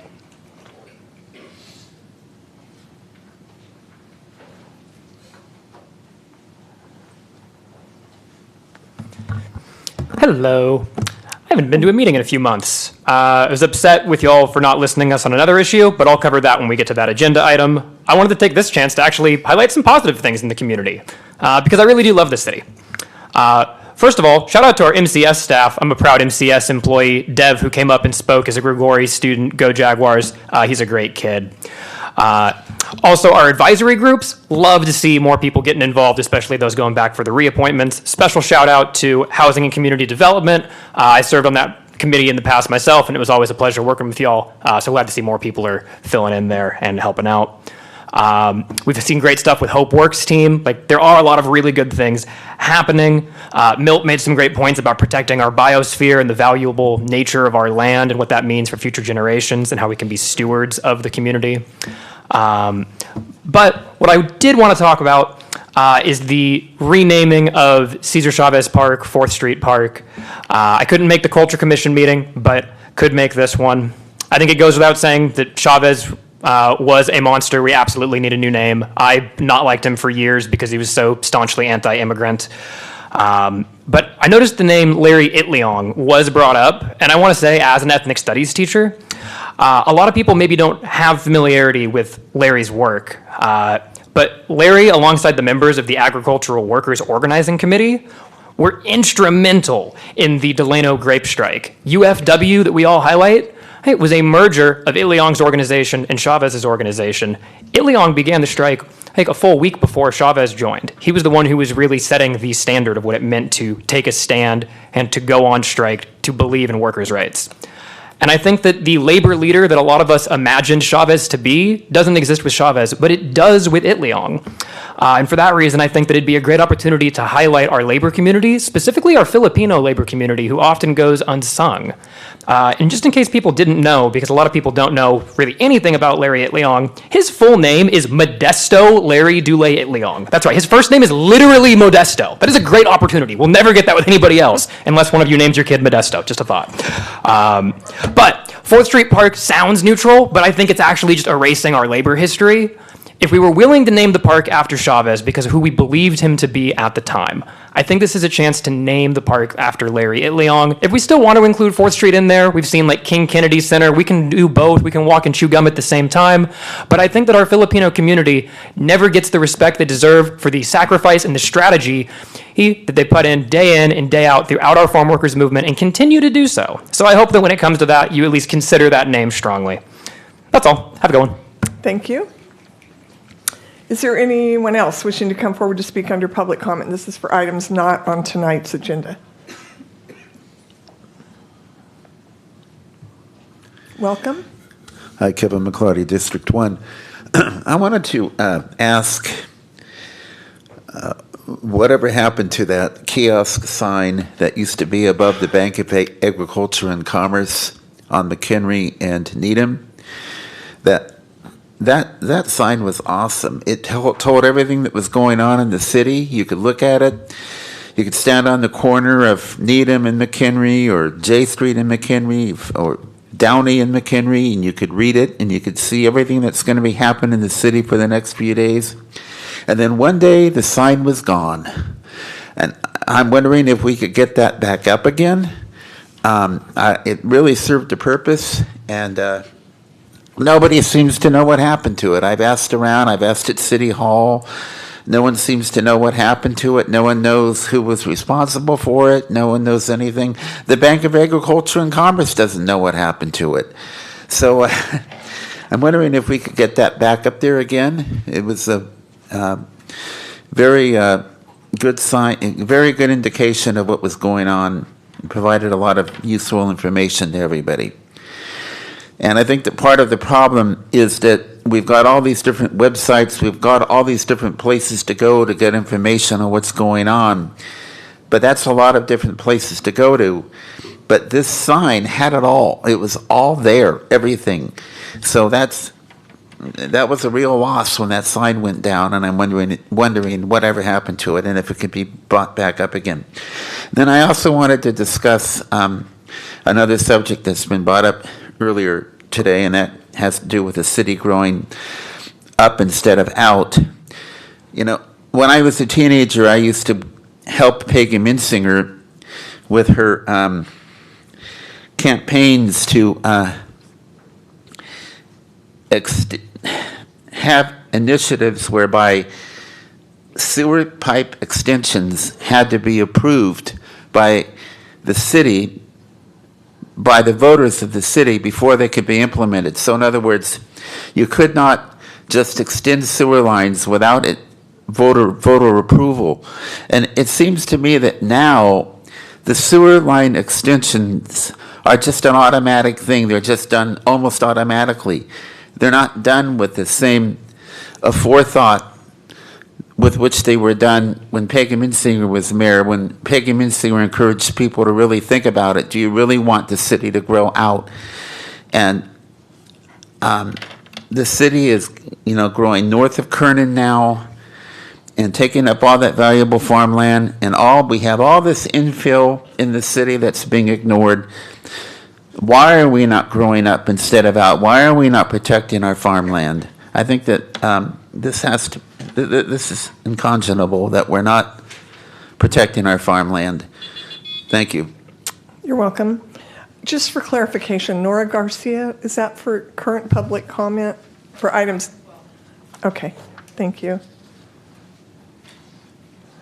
All right, anyone else for items not on the agenda tonight?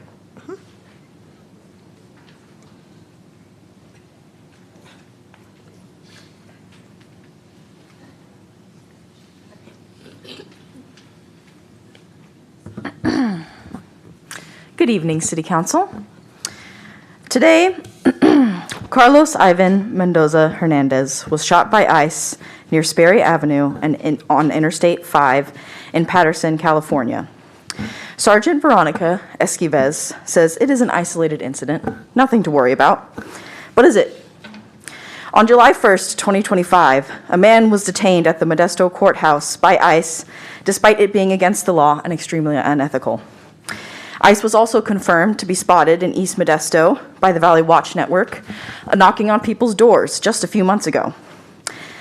At ICE facilities in Stockton and Sacramento, individuals are detained, kidnapped, almost daily at their immigration check-ins.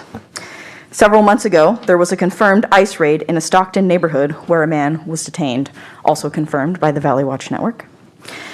ICE continues to terrorize our communities with impunity, and our local police departments that are supposed to protect us are complicit by either refusing to act or by actively collaborating with ICE. In fact, just a month ago, several federal agencies, including Border Patrol, were found with data from Modesto's automated license plate reader system, which is against the law. Whether this was negligence or an active breach, it is still reprehensible. So what is going to stop ICE from raiding and kidnapping people at their court and immigration appointments in Modesto or in their homes if we don't stand up, fight back, and prepare now? I ask the members of the Modesto City Council to use whatever powers you have to act now to protect our city from ICE and the Department of Homeland Security, which is currently running amok, unchecked, and unfettered.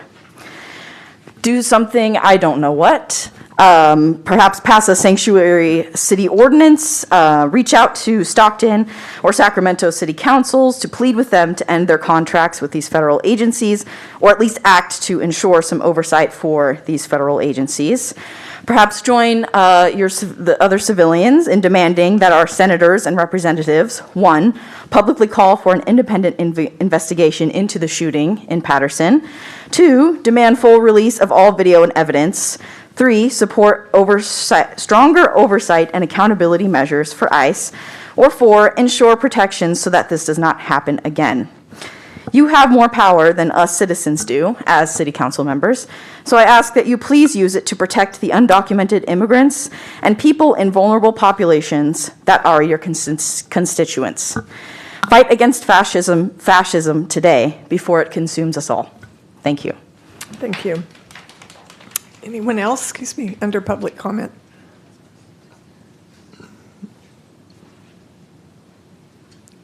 No one? All right. Next on the agenda is consent. I just wanted to make sure if the person, okay, she's not planning on coming up. All right. Next on the agenda is consent items. An item may be removed from consent and discussed at the request of a member of the public or council member. Is there anyone on the council that would like a consent item removed for further discussion? Did you have an item you wanted pulled? Consent item number 12. Okay, it's all right. It's already going to be pulled by request of the public. All right, is there anyone in the public that would like an item removed from consent for further discussion or comment? We will be pulling item 12 for discussion. Will the city clerk please read the consent items? Yes, Mayor. Item 9, consider approving the minutes for the March 10th, 2026 council meeting. Item 10, consider approving final adoption of ordinance 3807 CS, amending section 9-3-9 of the zoning map of the City of Modesto to rezone from professional office zone to medium-density residential zone for property located at 3213 Coffee Road, west of Thorson Avenue. Item 11, consider accepting the 2025 annual report of the city's citizen advisory boards, commissions, and committees. Item 12 was removed from consent. Item 13, as revised, consider confirming the detachment of a non-contiguous city property located at Franzine Road, 133001, 026, reverting the property back to unincorporated status within the County of Stanislaus and authorizing application to the Stanislaus Local Agency Formation Commission to annex the territory back to the Stanislaus Consolidated Fire Protection District. Item 14, consider accepting the informational fiscal year end 2025-2026 mid-year general fund update report and approving the recommended budget adjustments to the major general fund revenues and expenditures, amending the fiscal year 2025-2026 annual operating budget. Item 15, consider approving the recommended budget adjustments to fiscal year 2025-2026 annual operating and CIP program budgets. Item 16, consider repealing and replacing chapters 1, 2, 3, 7, and 11 of Title 9 of the Modesto Municipal Code to adopt by reference the 2025 California Building, Plumbing, Electrical, Mechanical, and existing building codes. Item 17, consider accepting the Claus Road and Scenic Drive Signal Coordination CML 5059245, CML 5059246 project as complete, releasing securities, releasing payments totaling $864,020 to Tennyson Electric LLC of Livermore, California, and authorizing the city clerk to file a notice of completion. Item 18, consider accepting the 2024 restroom replacement project as complete, releasing securities, releasing payments totaling $570,290 to Platinum General Engineering LLC of Waterford, California, and authorizing the city clerk to file a notice of completion. Item 19, consider approving the Safe Streets and Roads for All SS48 action plan and adopting the Vision Zero resolution authorizing city staff to apply for SS48 grant implementation funds to eliminate fatal and serious injury crashes. Item 20, consider approving the subdivision improvement agreement and fiscal map and final map for McClure Meadows subdivision consisting of approximately 4.15 acres for 38 residential lots and 0.945 acres for public road right-of-way dedications located at the northwest corner of McClure Road and Yosemite Boulevard, APN number 033089041. Item 21, consider approving the plans and specs for the retro-reflective backplates LED stop signs installation, rectangular rapid flashing beacons, RRFB, HSI, PSL 5059, 253, 252, 251 project, accepting the bid and awarding a construction contract to St. Francis Electric LLC of San Leandro, California for a total amount not to exceed $2,716,890. Item 22, consider approving an agreement with the State of California Office of Emergency Services to provide reimbursement for eligible expenses related to the training and staffing of a hazmat type 1 team. Item 23, consider approving the First Amendment with CSG Consultants Incorporated of Foster City, California for fire prevention plan check services, increasing the agreement amount by $164,000 for a total amount of $539,000 through the term of the agreement and extending the term of the agreement from June 30th, 2026 to June 30th, 2027. Item 24, consider approving an agreement with Miracle Play Systems, Inc., San Francisco, California for playground equipment and replacement for a total amount not to exceed $150,263 over 5 years. Item 25, consider approving a First Amendment to the agreement with American Chiller Service Incorporated, Modesto, California for HVAC maintenance and emergency repair for the Modesto Center Plaza, increasing the agreement amount by $157,900 to account for unanticipated emergency repair. Item 26, consider approving an agreement with Clerk Pest Control Incorporated, Modesto, California for pest control services for a total amount not to exceed $425,195 over 5 years. Item 27, consider approving an agreement with Specialized Elevator Services LLC, DBA Elevator Industries, Sacramento, California for elevator maintenance and repair services for a total amount not to exceed $435,000 over 5 years. Item 28, consider approving an engineering services agreement with Tri-Hydro Corporation of Laramie, Wyoming, in the amount of $3,212,014 plus $160,601 in additional services if needed, for a total amount not to exceed $3,372,615, and accepting a Proposition 1 groundwater grant program award from the California State Water Resources Control Board in the amount of $9,434,145. And item 29, consider approving an asset management gap analysis agreement with Woodward and Curran, Sacramento, California, in the amount of $460,680 plus $92,136 if needed, for an agreement total amount not to exceed $552,816. All right, may I have a motion to approve the consent calendar as read? So moved. All right, I have a motion by Vice Mayor Williams and a second. Do I have a second? By Councilmember Wright. Will the clerk please call the roll? Councilmember Alvarez. Aye. Councilmember Ricky. Aye. Councilmember Bavaro. Aye. Vice Mayor Williams. Aye. Councilmember Wright. Aye. Councilmember Scutia-Brayton. Aye. And Mayor Zwalin. Aye, carries unanimously. All right, we will go back to item 12. Consider approving a Fifth Amendment to the legal services agreement with Swingle Van Edgman Heitlinger for continued representation in tort cases, increasing the amount by $250,000, and a Third Amendment to the legal services agreement with Myers Nave, amending the scope of work and increasing the agreement amount by $250,000. And we will have a report by our city attorney, Jose Sanchez. Thank you, Mayor. Mayor, members of the council, Jose Sanchez, city attorney. The item before you is an amendment of two outside legal services agreements. The first one, as the mayor mentioned, is with the law firm of Swingle, Van Egmond, and Heitlinger. They provide services, and they've been providing services for several years to the city on tort cases. Those are the slip and falls, sidewalk cases, the tree issues. They currently have quite a bit of cases that they are dealing with, and the amendment provides additional funds to their contract to continue those services. The second amendment in this item is the Third Amendment to the legal services agreement with Myers Nave. Myers Nave has provided legal services to the city related to the public assembly regulations. As the agenda report mentioned, the city did get sued related to the public assembly ordinance. The amendments increases the compensation under that agreement for $250,000. Now, it's important to point out that both of these agreements, that amount that's added to the contracts, it's called the not to exceed amount. What that means is it only gets used. It only gets used if the services are provided. If services are not provided, that amount does not get spent. Happy to answer any questions of the council. All right, are there any questions of council for staff? Councilmember Bavaro.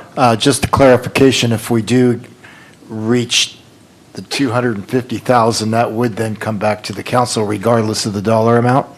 That is correct. Once, like some of these amendments, it's because the amount was reached, therefore that would come back to the council for another amendment if we needed additional funds. Thank you. Right. Any other questions from council regarding this item? All right, seeing none, I will open it up to the public. And the first will be Nora Garcia.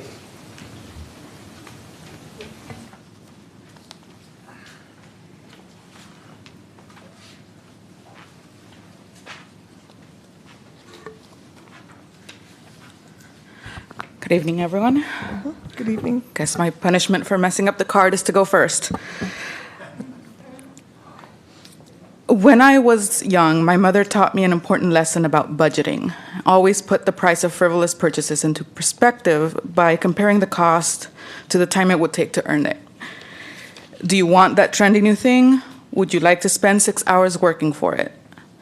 With this lesson in mind, I would like everyone here to consider that the city is spending a good chunk of $350,000 on a lawsuit against the ACLU, a lawsuit that you were warned about, a lawsuit that you were advised against by both the public and internal review, a lawsuit that would have been prevented had it not been for the overstepping insistence from the chief of police and this council's taste for his particular brand of boot. To put the cost into perspective, $350,000 is approximately 6 years' worth of the average Modestan's yearly earnings. 6 years we all collectively have lost because of the stubborn failure to see reason from the people sat in front of me today. It's easy to smugly proclaim, as some have, that whatever the cost is, we'll pay for it. It's easy when the cost of this lawsuit isn't coming from your salaries, and it's so easy to pay for something that will buy you police endorsements. Instead of you paying for it, the parents and teachers who could have used $350,000 to improve their schools are paying for it. The people who have to sleep on the streets because the shelter doesn't have $350,000 for additional beds are paying for it. It is the motorists that have to buy new tires because there wasn't $350,000 to repair the roads that are paying for it. And ironically, it is the home and business owners spending $350,000 in property taxes who are paying for it. The same home and business owners who may have been convinced to support the council's decision by scapegoating over public safety. To anyone still convinced that this is worth the spend and that this is worth defending, I would simply ask, do you still want your streets over-policed to remove a handful of masks? And is it something that you're willing to spend 6 years working for? Thank you. Thank you. Next is Veronica Ambrose.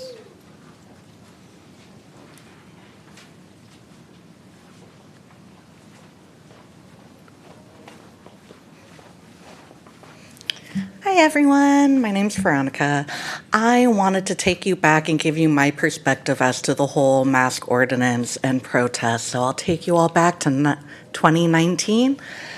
And there was a group that was holding a rally in Modesto. They have called themselves a peaceful racist organization, and they have been holding this first in Modesto, but has since been replicated otherwise, hate rally. And at that time, when this was being organized, the people in Modesto and in Stanislaus County came forward to this governing board and asked that they speak up against hate, asked that they do something to stop this gathering of hateful people from happening in our city when it was organized by people that were not even from our county, and why they felt like it was okay to come to Modesto to spew their hate. The city came here, filled this room to tell you they wanted a statement. So saying that you don't endorse hate in Modesto, but what did you do instead? Pass an ordinance for safety, right? At the time, I was the director of the Pride Center, the longest running Pride Center in Modesto and in Stanislaus County. We had hate propaganda posted on our walls, right? And did anyone in here care about our safety? No. When we called the police, they put a 1970s cop cruiser in front of our center, which we didn't want, our community didn't want. We don't feel safe with police around. Right? All the community wanted was for you to say that we don't want hate in Modesto. And what we got was an infringement on our First Amendment rights. And when it came to the safety of the Pride Center that I was director of, no one from this council, no one from the police department came to help us to come up with an emergency plan if we were targets of domestic terrorism. And as a queer individual in this city, in this country, we are seeing the rise of hate happen all the time since 2019, right? And all the city wanted was for you to say that we don't want a hate group, but instead we were infringed upon in our First Amendment rights, right? This made national news, and you're making national news again. And it's not a positive thing. Being the birthplace of a hate rally is not a positive thing. Not speaking up about it is not a positive thing. When your people come up here and ask you to support them, ask you to stand up for our rights. Like, we want you to hear us. Thank you. You're welcome. Next is Harlan Driven. Or Tiven, sorry.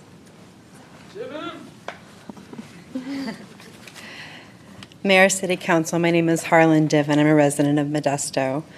I've been listening throughout this City Council meeting. A lot has happened here already, but at the beginning of the City Council meeting, the invocation said something that was really important and hit my heart. It said that we must work together to find harmony amid disagreement. A lawsuit has been filed. You've come to a decision point. As a taxpayer, my concern is that the cascade of foreseeable consequences here. Bad law led to bad policy, which led to unnecessary and dangerous policing. There is an opportunity right now to find a different path. This situation, which has become a fiscal emergency in Modesto, is foreseeable, preventable, and is about to be devastatingly expensive. This is just the start. It's sowing discord in our community. Doubling down and defending against a preliminary injunction is wildly expensive. I don't know if the city understands how expensive this is about to be. The reality is Modesto is about to spend nearly $500,000 to defend an unconstitutional ordinance. It does not serve the community. This council has turned the city of Modesto into an ACLU test case. You can do better. There is another way, a way to uphold community safety and well-being and respect the rights of citizens. I have heard council members say that they want to consider the public, but my question is, which public are you talking about? The Community Police Review Board recommended repeal. You have heard over 140 comments in favor of repeal, less than 10 in favor of support. The majority of comments were by younger residents of color. They have been ignored, they have been dismissed, and they have been alienated and othered through this process for the last 10 months. Again, I ask, who is your public? Who are you listening to? Are you listening to Myers-Nev? You're paying them. Of course they want to tell you to continue with the lawsuit. They are a business and real estate litigation firm with a little tiny First Amendment practice with 3 lawyers in it against the ACLU. Like, what are you guys doing? There's a different, better way forward. Repealing the unconstitutional portions of the anti-protest statute is more than politics. It goes to values. Whether your concerns are the misallocation of public funds, upholding First Amendment rights, or the government limiting our closely held freedoms, whatever your primary concern is, there is another way here. Repeal the areas of the ordinance that are unconstitutional. Leave the rest. Leave the rest. You're not going to spend $500,000 on this. You're going to pay Myers-Nev $500,000. You're going to pay the ACLU $500,000, and you're going to leave us in exactly the same position. Thank you. You're welcome. Next, Anne Marie.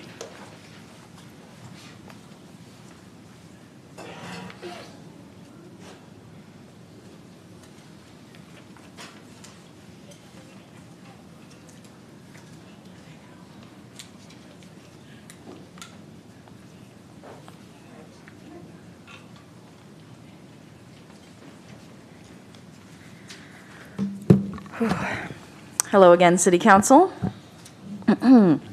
So, it's already been made clear what the Third Amendment for the Myers-Nev lawyer group is for. But I'll state it again. This is to defend against a lawsuit brought forward by the ACLU regarding the Modesto Ordinance, Title 4, Chapter 23, Section 12, Subsection 13, I believe 15 and 18 as well. They're suing on behalf of local plaintiffs and also on behalf of a journalist union, News Guild, regarding the unconstitutional nature of outlawing face coverings and basic personal protective gear at protests. I'm sure you have a copy of the complaint in your mailboxes somewhere, so you can read the full thing and see the ACLU is saying the same things your constituents have been coming here to tell you since June of 2025, that this ordinance is a violation of our freedom of expression and ability to protect ourselves from state retaliation when we exercise our constitutional right to protest, and it is redundant, vague, and unconstitutional. Between peacefully repealing this ordinance and a lawsuit, you chose the lawsuit. So I'd like to ask, where is the money coming from for this? I would like this answered directly. Is it coming from Measure H tax dollars? Since the MPD wanted this ordinance so badly, maybe it can come out of their $1 million annual budget? After all this time, I see why MPD wants this ordinance so bad. They want another justification to arrest those who dare to speak out against the violence perpetuated by the state, by our local government, by ICE. Because wearing a mask, protective gear, or bringing a metal water bottle or umbrella to a protest are not crimes. There's already a penal code that justifies arresting those who wear masks when they commit crimes. But peacefully protesting is not a crime, and MPD knows that. Unfortunately, our favorite fortune teller, Mr. Magnifico, had another group of politicians to entertain today. I'm sure some of you are very disappointed as you are big fans, but do we need him to predict that you will all vote unanimously to fund this lawsuit anyways, despite public outcry? So go ahead, play your politics. But these games you're playing affect real people's lives, including your constituents that you claim to care about. Go ahead and say in front of the good people of Modesto that you'd rather waste money on a lawsuit that you will lose instead of putting that money into food, homes, or transportation for your constituents. And go ahead and miss us with your hypocrisy when you privately tell us that you support us and love what we do, but then ignore us when it's convenient for your career. There's a lot of good happening in our city, as we've seen today, but this is not one of them. It is a stain. You talk about loving art, expression, freedom, justice, love, but do you? Or do you just love to talk about it? Let me be plain. Repeal the Modesto Municipal Code of Title IV, Section 23, and the subsections listed in the lawsuit, or pay money to lose a lawsuit. The choice is yours. Thank you. You're welcome. Next is Gavin Bruce.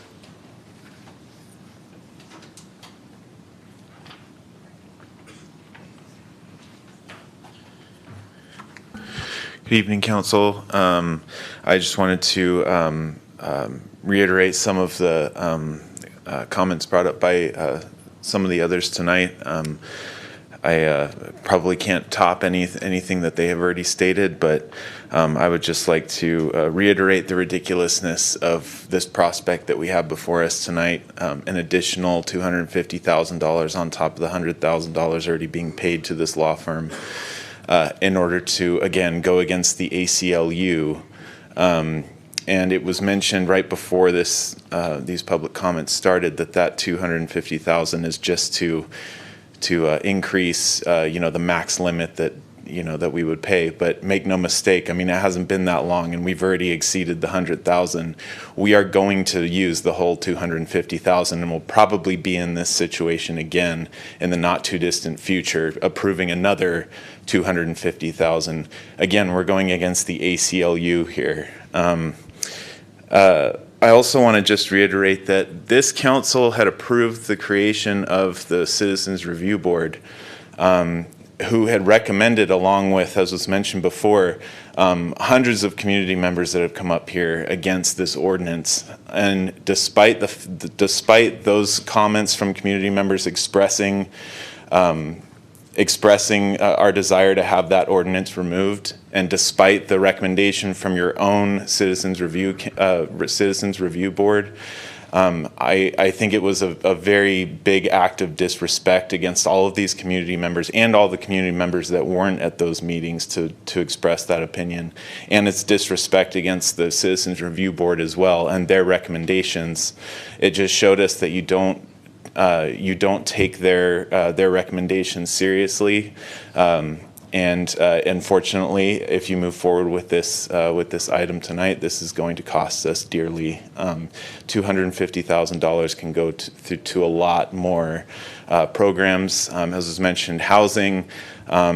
roads, parks. There are countless things that it could go to. And I frankly, I've heard many, this council and many other councils and committees say that we don't have the money whenever something is brought from the community. Hey, we would like some investment in this park. We would like, right now there's the Tuolumne River Regional Park plan, and the leadership says, well, we don't have money, we're concerned with money. I never want to hear it again. If you move forward with this item tonight, I never want to hear that there's no money ever again.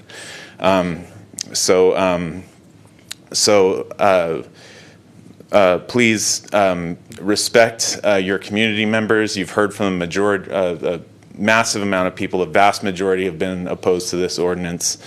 And don't be wasting taxpayer money. It's irresponsible. Thank you. Thank you. Francis Lopez?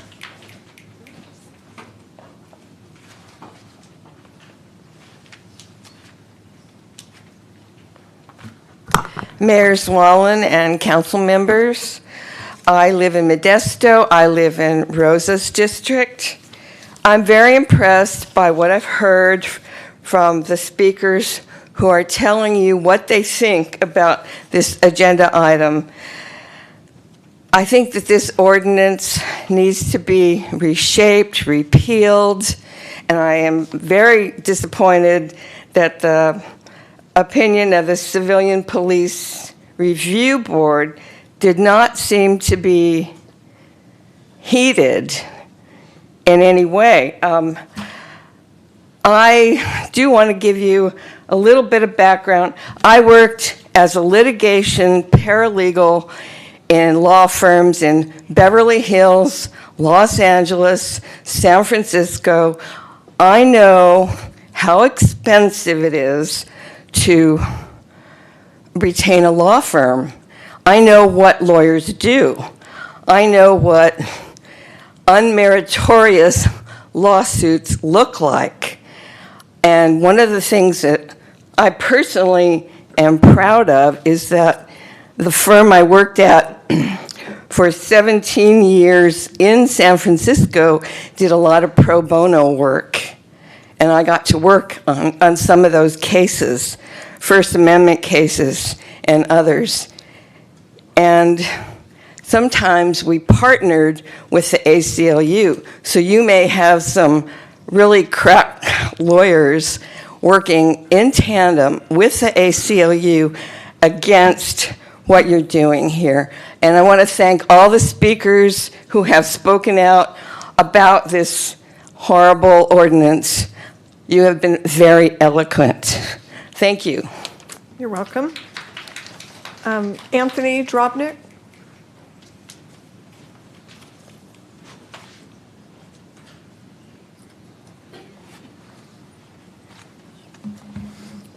Madam Mayor, members of the council, tonight I have the pleasure of awarding this governing body a check for negative $349,500. Come on down, you're a winner! Oh, let's let the people at Zoom see. Don't cover your faces, we know you don't like that. Okay, there we go. Leave this here for y'all. So, because nobody on this council had the courage to speak up when our First Amendment freedoms were chilled by a bad ordinance, congratulations. This is what you get. Modesto is less free and less wealthy because of your inaction. Any one of you could have made a difference. You all chose not to. We don't want our tax dollars going to your frivolous lawsuits. When the city loses in court, we'll be out more than $350,000. With that kind of money, we could have bought over 1 million eggs, 85,000 cups of coffee, 60,000 gallons of gas, 185 months of rental assistance for low-income families struggling to pay their bills, 140 months of a Modesto City Council member's salary, 35 million pennies stacked all end-to-end, laid out nice and long, 20 million miles, enough to wrap around the whole earth. Or maybe I made those numbers up. I don't think you'd know the difference, because if you understood basic math, we wouldn't be in this mess. When you look in the mirror, I need you to look back at yourself and know that you did not stand up for freedom. Fact of the matter, you didn't. The First Amendment was under attack, and you chose political expediency and kowtowing to the police chief to cozy up and get an endorsement and protect your own political futures instead of choosing the people that you are supposed to represent. So, I can give you this check, cost me $2 at the dollar store, a lot cheaper than the mess you've made for us, but what I wish I could give you is a reality check, except I can't give you that because you do not listen to us. If you did, you would have already amended or repealed this problematic ordinance. If there is any off-ramp still, please, I don't know what you discussed in closed session, and find some way to save face or just swallow your pride and fix it. This is not a lot to ask. That's for you. All right. Are there any other public comments regarding item 12? All right. Oh, sorry.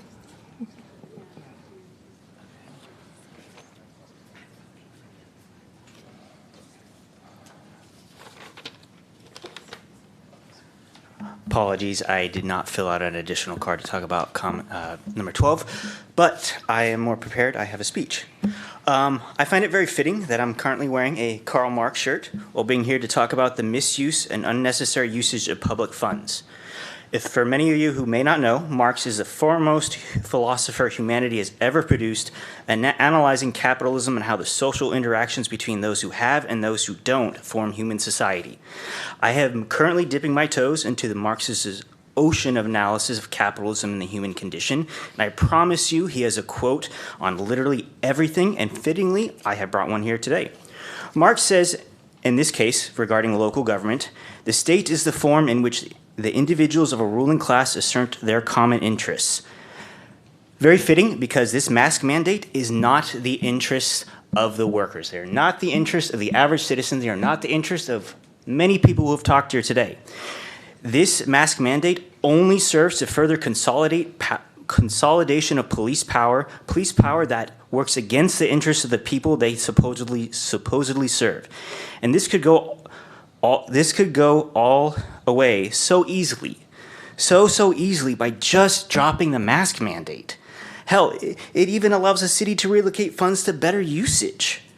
On the agenda, there's already been talked about, and I'm assuming it's been approved, about a kids park. We could build more of those. Those are fantastic. Those are great usage of public funds. There also has been a talk about using it for dealing with the climate crisis, which needs to be addressed. That's easily funds we could do save for a rainy day for something like that.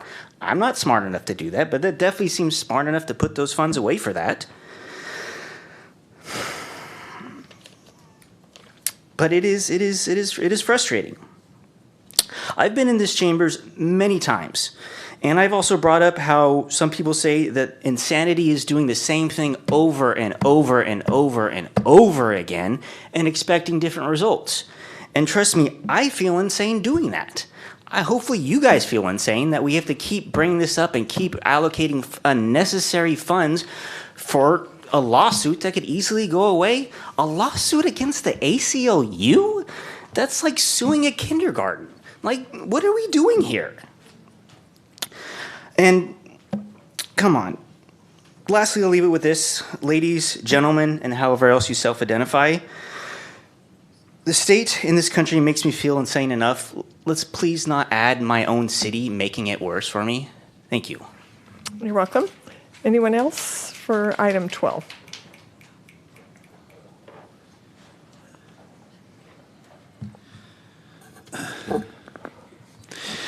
Well, I've been sitting here thinking about this, and let's just take this down to the lowest common denominator. So we've got a city that wants to defend an ordinance that prohibits people from wearing a mask during a protest and exercising their First Amendment rights, while exercising their First Amendment rights. And believes that it is the will of the people of the city of Modesto that it carry this on to the point of bankrupting the city, or nearly bankrupting the city, or at least bankrupting it enough that it doesn't have money for things like parks and roads and the basic services that the city is supposed to provide. So the lowest common denominator of this is that you were willing to put the services of the city, the expenditures of the city, and the things that the city is supposed to be doing, you're willing to put all of that at stake to defend what you think is some sort of a virtue or a right, which is to fight the First Amendment or to fight people who are exercising their First Amendment rights. Because you believe that principle is more important than anything else. I don't understand it. Why not just give up the lawsuit and just, give up the parts of that ordinance that are violating people's First Amendment rights, violate those parts of the ordinance, delete those parts of the ordinance, and surrender the lawsuit and allow the city's services to be able to be provided in such a way that the city is able to function once again. I don't understand what principle it is that is so important to you that you want to hold on to this and you're willing to risk losing basic services for the city, and you're willing to spend money that you don't have. I don't understand what it is that's so important to you. Maybe someone else can explain it to me, but I don't understand it. Thank you. You're welcome. Next.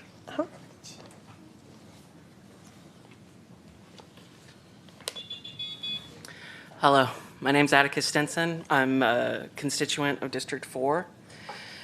As if it's not enough that the anti-mask ordinance tramples on the rights of city residents to protect their privacy while practicing their First Amendment right to protest, now the city wants to spend another $250,000 defending this ill-considered ordinance instead of simply rescinding it.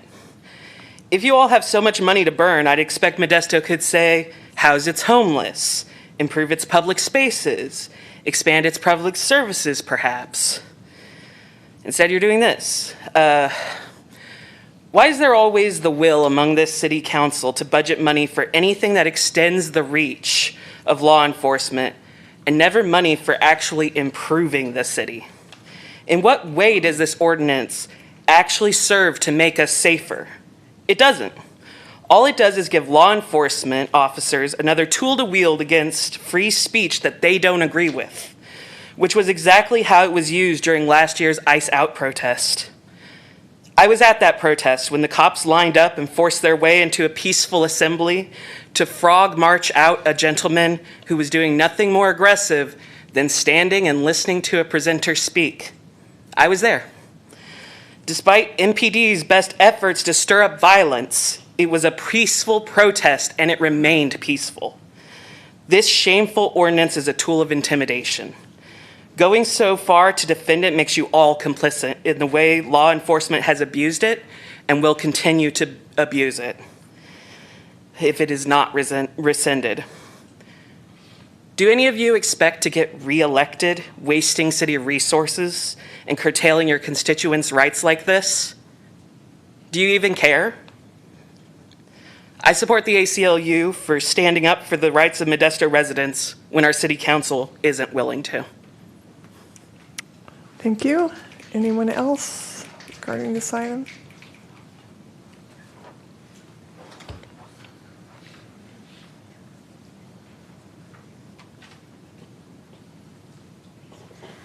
My name is Eden Daniel. I am also a constituent of District 4. I used to be an investigative reporter in Turlock. I worked for a myriad of outlets and in a myriad of beats.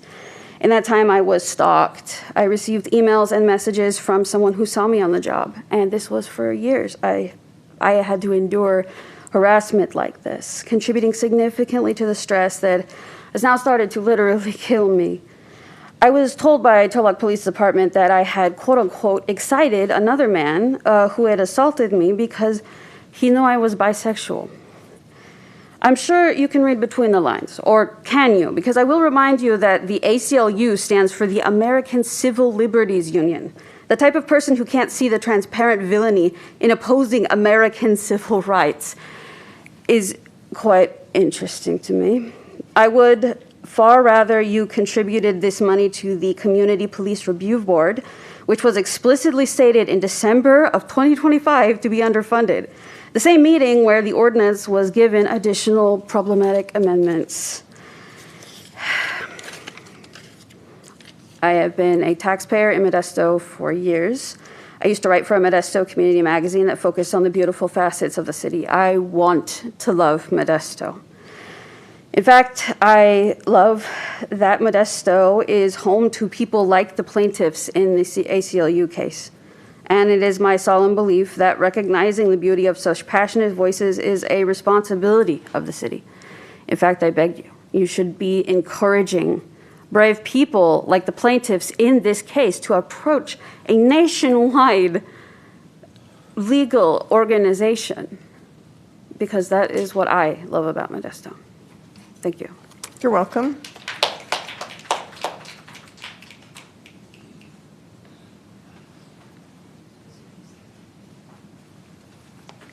Juan Tellez, West Modesto Community Leader. I want to go ahead and second the comments made by Harlan. I think she said it well. I think we need to repeal. We need to come back together as a group and kind of look at how we can go back to common sense law, policy. I think tonight's the perfect time to pivot. Thanks. You're welcome. Anyone else on item 12? All right. Seeing none, I will close public comments and ask council for any comments regarding this item. All right, Councilmember Alvarez. Thank you, Mayor. Sorry, I had a mint in my mouth I had to take out. I want to be comprehensive and I've not spoken on this publicly in a while, so I will try to be comprehensive and respect everyone's time here. So I represent District 2, which is the west side, south side, downtown, airport neighborhoods. Born and raised there, family got there late 60s. So I understand historically the district, and I also understand the district of today. So District 2 is safer today than at any point in recent memory. That's not rhetoric, that's just reality. In the 80s, 90s, and early 2000s, District 2 struggled deeply with gang violence, drug activity, theft, and chronic crime. Families lived with instability that many newer residents may not fully remember. The progress we see today did not just happen by accident. It happened because sustained investments in public safety work. In 2022, voters overwhelmingly passed Measure H, approving approximately $39 million annually dedicated to public safety and safe and clean streets and parks. That vote was decisive. It reflected a clear priority from the residents of Modesto, that safety is first. Tonight we've heard passionate testimony, and I respect every voter who had the courage to speak up and have consistently speaked up on this. I respect anyone who chooses to participate in our civic process. But I also represent thousands of residents who are not here tonight. The silent majority of folks in District 2 that are not paid advocates. They are not serving on boards or speaking on behalf of organizations. They are not serving their employer's interests. They are at home after a long day of work, making dinner, helping their kids with homework, as my fiance and I do every night when I'm not here on Tuesdays, preparing to wake up early to do it all over again tomorrow. Those are the folks that I represent that elected me to represent them in this office. And what I hear from them is consistently simple, very simple. Keep our neighborhood safe, protect our businesses, maintain order, and be a responsible steward of our taxpayer dollars. Because of these decisions this council has made, prioritizing law enforcement resources, accountability, transparency, and fiscal discipline, Modesto is both safer and a more fiscally stable city than it has been in decades. So I cannot ignore that progress, and I will not disregard the mandate voters gave me, that public safety is first. Public safety is not theoretical for District 2 residents. It is lived experience. It's hard-earned progress, and it's something that we have a responsibility to protect.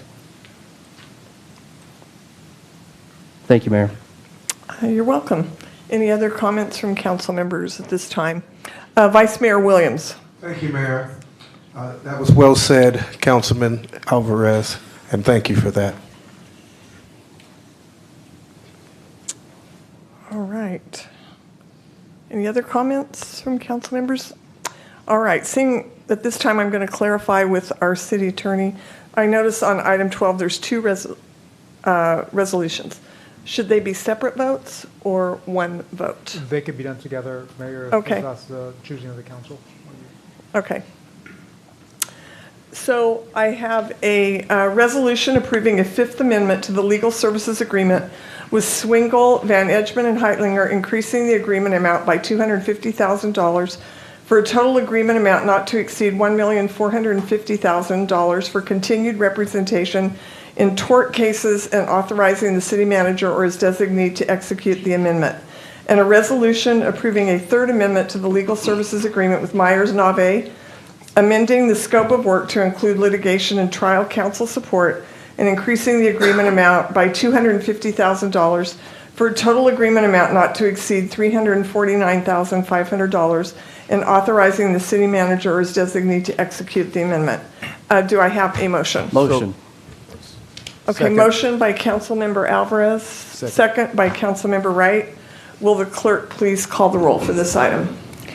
Councilmember Alvarez. Aye. Councilmember Ricky. No. Councilmember Bavaro. Aye. Vice Mayor Williams. Aye. Councilmember Wright. Aye. Councilmember Scutia Brayton. Aye. And Mayor Zwallen. Aye. So it carries 6-1. All right. At this time, we're going to take a break for everyone's benefit. We will return at 8 p.m. Thank you.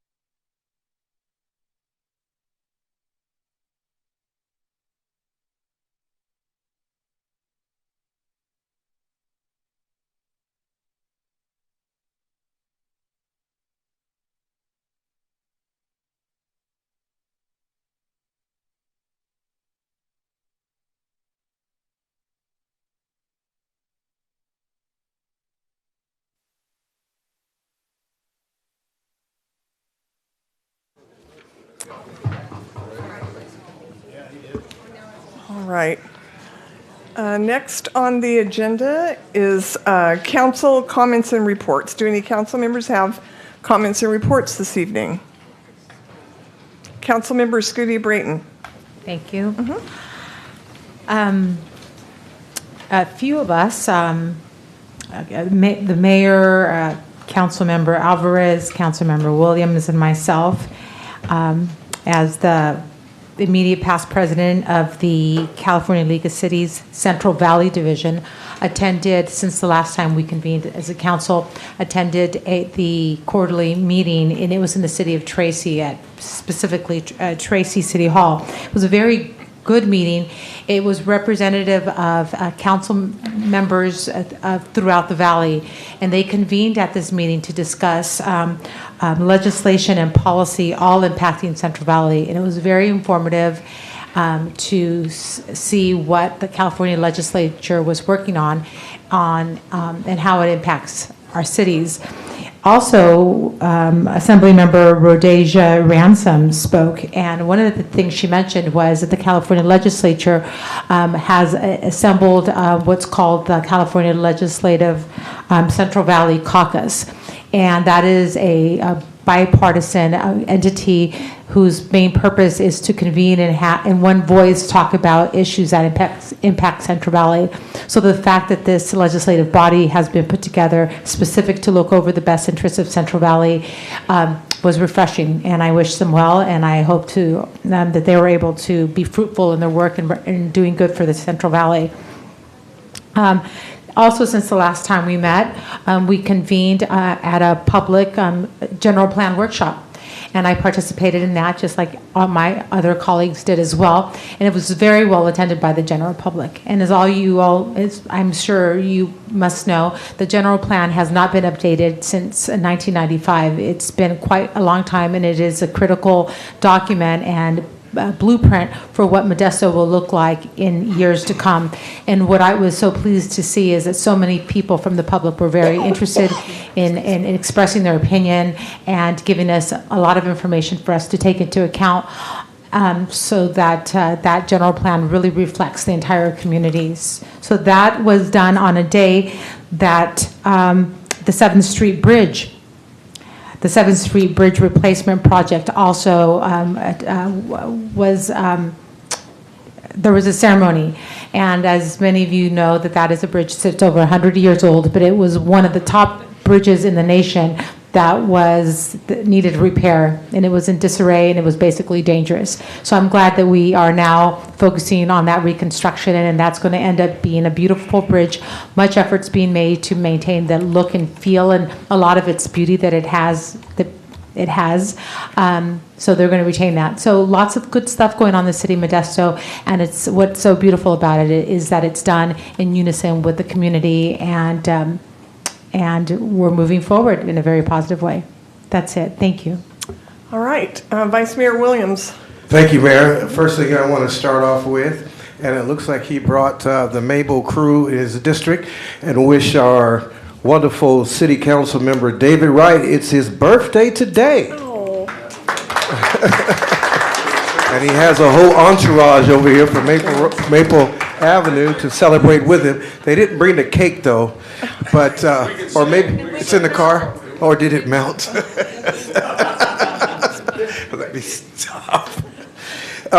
So also I wanted to make sure that the folks in the city of Modesto understand that there is no pain, no gain. And what I'm talking about is all the traffic improvements that we're doing in the community. I have learned by our information officer, Sonia, who is going to update us weekly on the matter, and she is going to get that information to us so then that we can also turn that into others in our community or in our prospective districts so that they can have an update weekly as to what's taking place, when this will be completed, when that will be completed.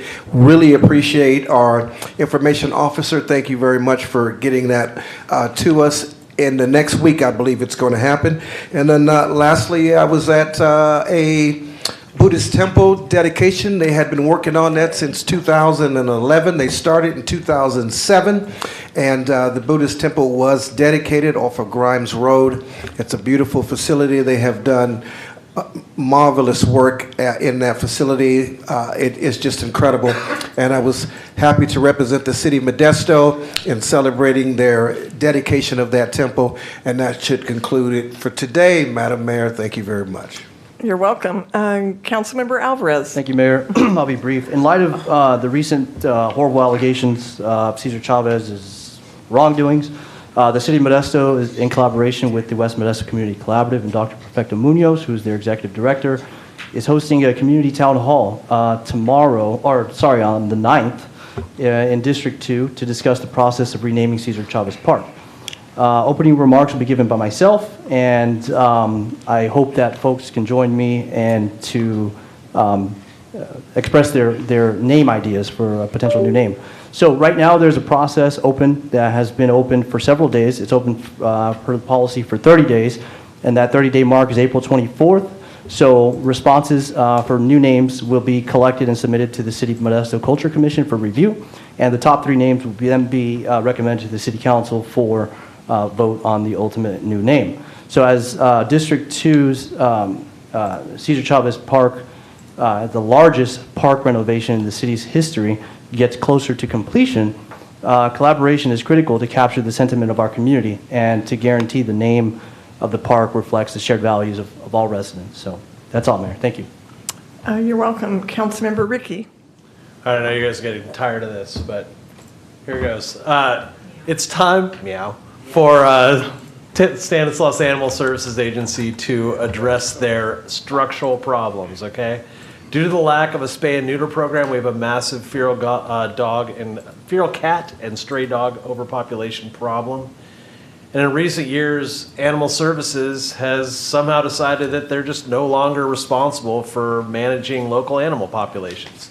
And the results have been catastrophic. They make intake difficult, and they close it for months on end. They don't answer the phones. They require appointments to drop off strays, and their strategy is focused on one thing, which is lowering their euthanasia rate, which is a totally meaningless number because whether the dogs die in the streets or in the shelter, it's the exact same thing. And while it's admirable to get a $4,000 grant to do spay and neuter, that doesn't begin to address your responsibility to the community. You need to budget probably $400,000 for spay and neuter to address the problem, and that's your job. And we can't rely on grants to solve a problem that regular budgets do. And this is a pattern that SALSA has had for years. The shelter is in disarray because SALSA has just decided to let the animal population problem get totally out of control. And we need them to adjust their budget and their fees to reflect the reality on our streets. And so we know that budgets are coming up soon, and so now is the time to address this. And thank you again, Mayor. You're welcome. I will just briefly mention that on March 14th, Vice Mayor Williams and I attended the 10K with a cop. And our Detective Sean Dodge does an incredible job all year round. This starts in the fall of every school year with thousands of elementary students that he speaks to for positive self-esteem and relationships with officers, as well as running. And it's very motivational, and the students show up. It's like a major marathon downtown Modesto, and it's really exciting, and it was fun to be a part of that again. On March 26th, I supported our series neighbor and attended Mayor Javier Lopez's State of the City address. And I want to invite everyone to our City of Modesto State of the City address and activities on Thursday, April 16th. Doors open at the State Theater at 4:30 p.m. With remarks beginning promptly at 5:30 p.m. That's it for me. Any other comments? Seeing none. Does the city manager have any comments and reports? Not tonight. Thank you.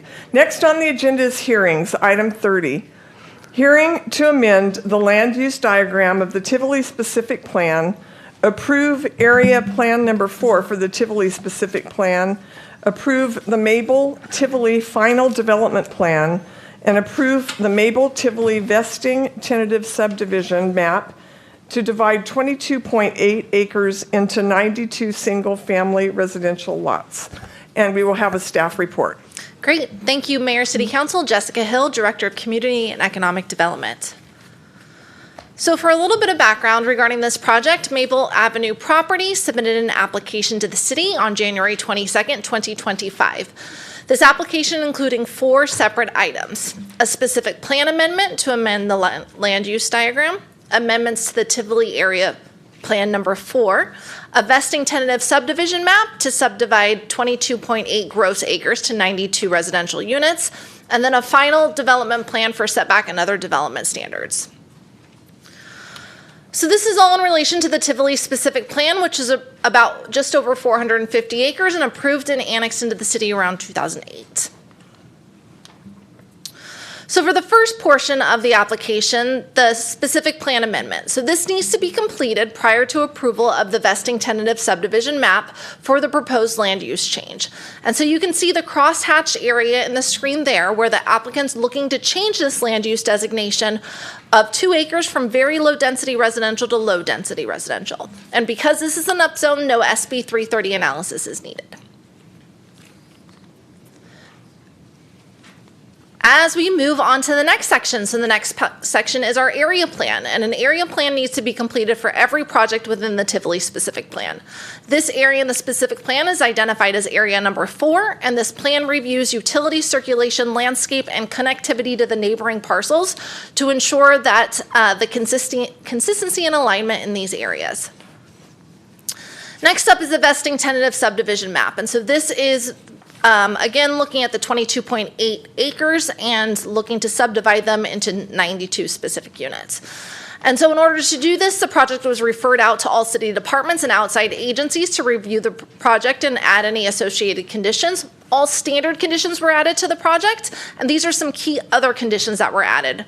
So there's the developer responsibility for the design of 3 proposed roundabouts along Bridgewood and adjacent to the project limits. The design and installation of full street improvements along Bridgewood Way, full street improvements of Street A, design and install the pedestrian paseo, and then a temporary gate on Maple Avenue, subject to the fire marshal and city engineer approval. And what this does is ensure that the ranchettes on Maple Avenue then have that separation with this gate from the future development within Tivoli. So for the final development plan outlines the precise location of buildings, lot lines, setback, and dimensions of all structures. We've reviewed all this information and it's in alignment with city standards as well as the Tivoli specific plan. So our Planning Commission meeting, it was moved forward from Planning Commission and approved 6-1. However, there was some concerned property owners on Maple Avenue who had some concerns about some of the conditions. Some of the conditions were regarding the timing of Maple Avenue improvements, single-story homes adjacent to the current homes, and then a 7-foot wooden fence. In working with both the applicant and the property owner, staff added the following conditions. First up is the future residential lots that are adjacent to these existing Maple homes will be subject to the city's second-story review process, and that's required for all properties that are adjacent to single-story homes that are 2 stories. And so that is a specific condition outlined in our conditions today. Also, the developer is responsible for constructing a 7-foot wooden fence. Traditionally, they're only required to do a 6-foot wooden fence, but both parties agreed to the 7-foot wooden fence. And again, this is just adjacent to the current parcels along Maple. So for the environmental, so the project was previously studied in the Tivoli specific plan, EIR, and certified in 2008. The staff prepared an addendum to the final EIR, which concludes no final revisions are necessary as a result of the project, and an addendum was prepared to the environmental assessment. Like I spoke about, the item was taken to Planning Commission on February 23rd and was approved 6-1. Before I move forward to the last one, I will mention the Mabel Avenue improvements. And so the Mabel Avenue improvements are actually going to be spoken about in the Parisian property, just because the Parisian property is the one that actually triggers those improvements. So that has been worked out. That will be at our next item, and is not mentioned because this property does not trigger the Mabel Avenue improvements. So with that, I'm happy to answer any questions. All right. Councilmember Bavaro. Thank you, Mayor. Question for... Oh, yeah. Oh, excuse me. Go ahead. Yep. Thank you, Mayor. Question for the city attorney. I need to have a disclosure for the record that, do I do it now or when do I do that? You can, Councilmember. I think this is more of the ex parte communications as far as folks meeting with either the property owners or developer or whatnot. Okay. So for the record, I did meet with the property owners on Maple Avenue, east of Oakdale Road, both at City Hall as well as at their properties on Maple, as well as meeting with representatives of the developers and the landowners. So, thank you. All right. Vice Mayor Williams. Thank you, Mayor. I also met with the Mabel Neighborhood Coalition, or whatever you want to call them, and they were quite pleasant, and it was great to meet you all. I only met you once. Huh? Oh, and I also met the distinguished gentleman in the camel jacket, Dave Romano, as well in his office. All right. So you can tell that we don't share information, which is a great sign for a city council. I, too, met with the members of each party, as I think the majority of our council members did. It's part of the job. When it's not a confession, it's when people want to meet, we meet. And that's good that we didn't know who met or not. So that's a good thing. All right. Any other questions from council for staff regarding item 30? Seeing none, I'll now open the public comment, public hearing. Are there any members of the public that would like to come forward regarding item 30? I have three cards that say item 30 and 31, and one that says just 31. Do the members of the public want to speak on both of those items who have that listed? The first one is Becky Spear. Well, could you just tell us what the difference between 30 and 31 is? 31 is north side of the street, 30 is south side of the street. Mabel is behind us.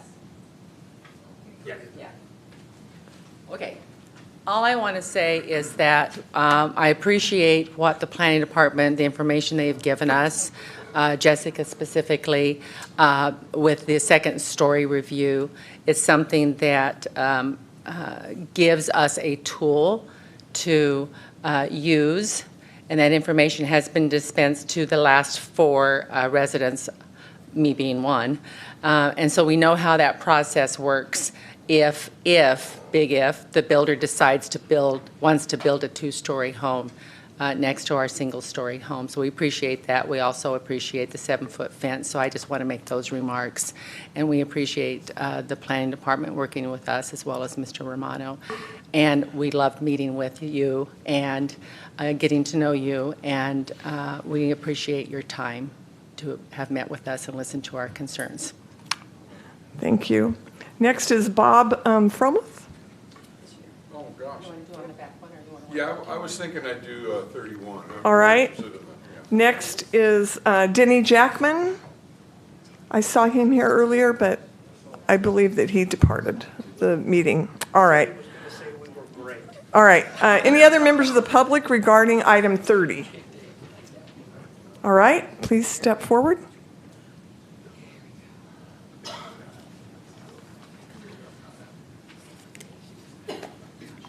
I attended the Planning Commission meeting and went through the whole thing. So that's why I'm here. But there were things that were brought up at this Planning Commission that are very disturbing because they're not actual facts. They're just myth and just myths. One of those was that farming uses more water than housing. Okay, farming uses more unpotable water than housing uses. Housing uses potable water. The two are not interchangeable. You can't, well, you can water with potable water, but you can't drink water from the Sierras that come down the Tuolumne River until it's been purified. But the point was that farming uses more water than housing.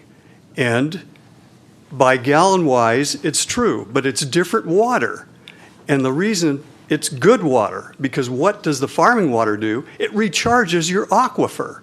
So you're getting recharged aquifer from the farming water, and that's what we need to recharge the aquifer. When you just have housing there, it just takes away water, and that's it. It's not replenishing water to the area. Okay, so that was one of the myths I wanted to talk about. The other myth I wanted to talk about is that you can mitigate the loss of prime farmland. That is a myth. That is a falsehood. You cannot mitigate the loss of prime farmland because we have those three factors that I brought to your attention before. You have to have the land, the good deep soil, you have to have the water, Don Pedro Dam, and you have to have the climate. We have all three of those. What they've mitigated already in this county is they put it down south of Patterson. They planted some almond trees there that's supposed to mitigate the loss of land in other areas. You go down there, all the trees are dead because it's rocky soil. They don't have the water. They're dead. You're not replacing the farmland. So what do we get back to? We get back to growing up and not out. And I'm sorry, I hear so much of this. Oh, wow, there's going to be a 2-story house across from my 1-story house. My God, you plant a tree will grow 30 feet. A 35-foot building is actually a 3-story building. A tree will cover that up. I don't know what people are. They're so, I'm not picking anyone out, but it's just so selfish to think of the fact that, we're going to destroy the best farmland on earth when we can build high-rise condos and apartment buildings to take care of our housing needs. Let's see, I still have another second or two. Okay, the other second or two is, okay, thank you. You're welcome. Thank you for being so polite and aware of time. All right, welcome. Thank you, Mayor Dave Romano. On behalf of the applicant group, it's a pleasure to be here. In 2007, 2008, we had a big arm wrestle with the Mabel neighborhood at that time over the commercial and what was going to be done with the neighborhood. And I think we threaded that needle. We got to a spot where they were supportive of the project and were able to move the project forward. And again, we're developing near their homes and they have questions and concerns, and not everybody gets everything they want, but I think in this circumstance everybody got everything they needed, and we worked really hard, and we'll talk a little bit more about it on the next application, but I really do want to commend Ms. Hill and Mr. Wells. They really worked hard to come up with conditions that they felt worked well for the city, worked well for the neighborhood, worked well for the developer. So we're going to ask for your approval, but since Denny's name is mentioned and I wished he was here, and since Milt wanted to talk a little bit about ag soil, I can take you back 20 or 30 years when Danny was on the city council and Bruce Froman was on the city council and Tim Fisher was on the city council, and what were they all telling us?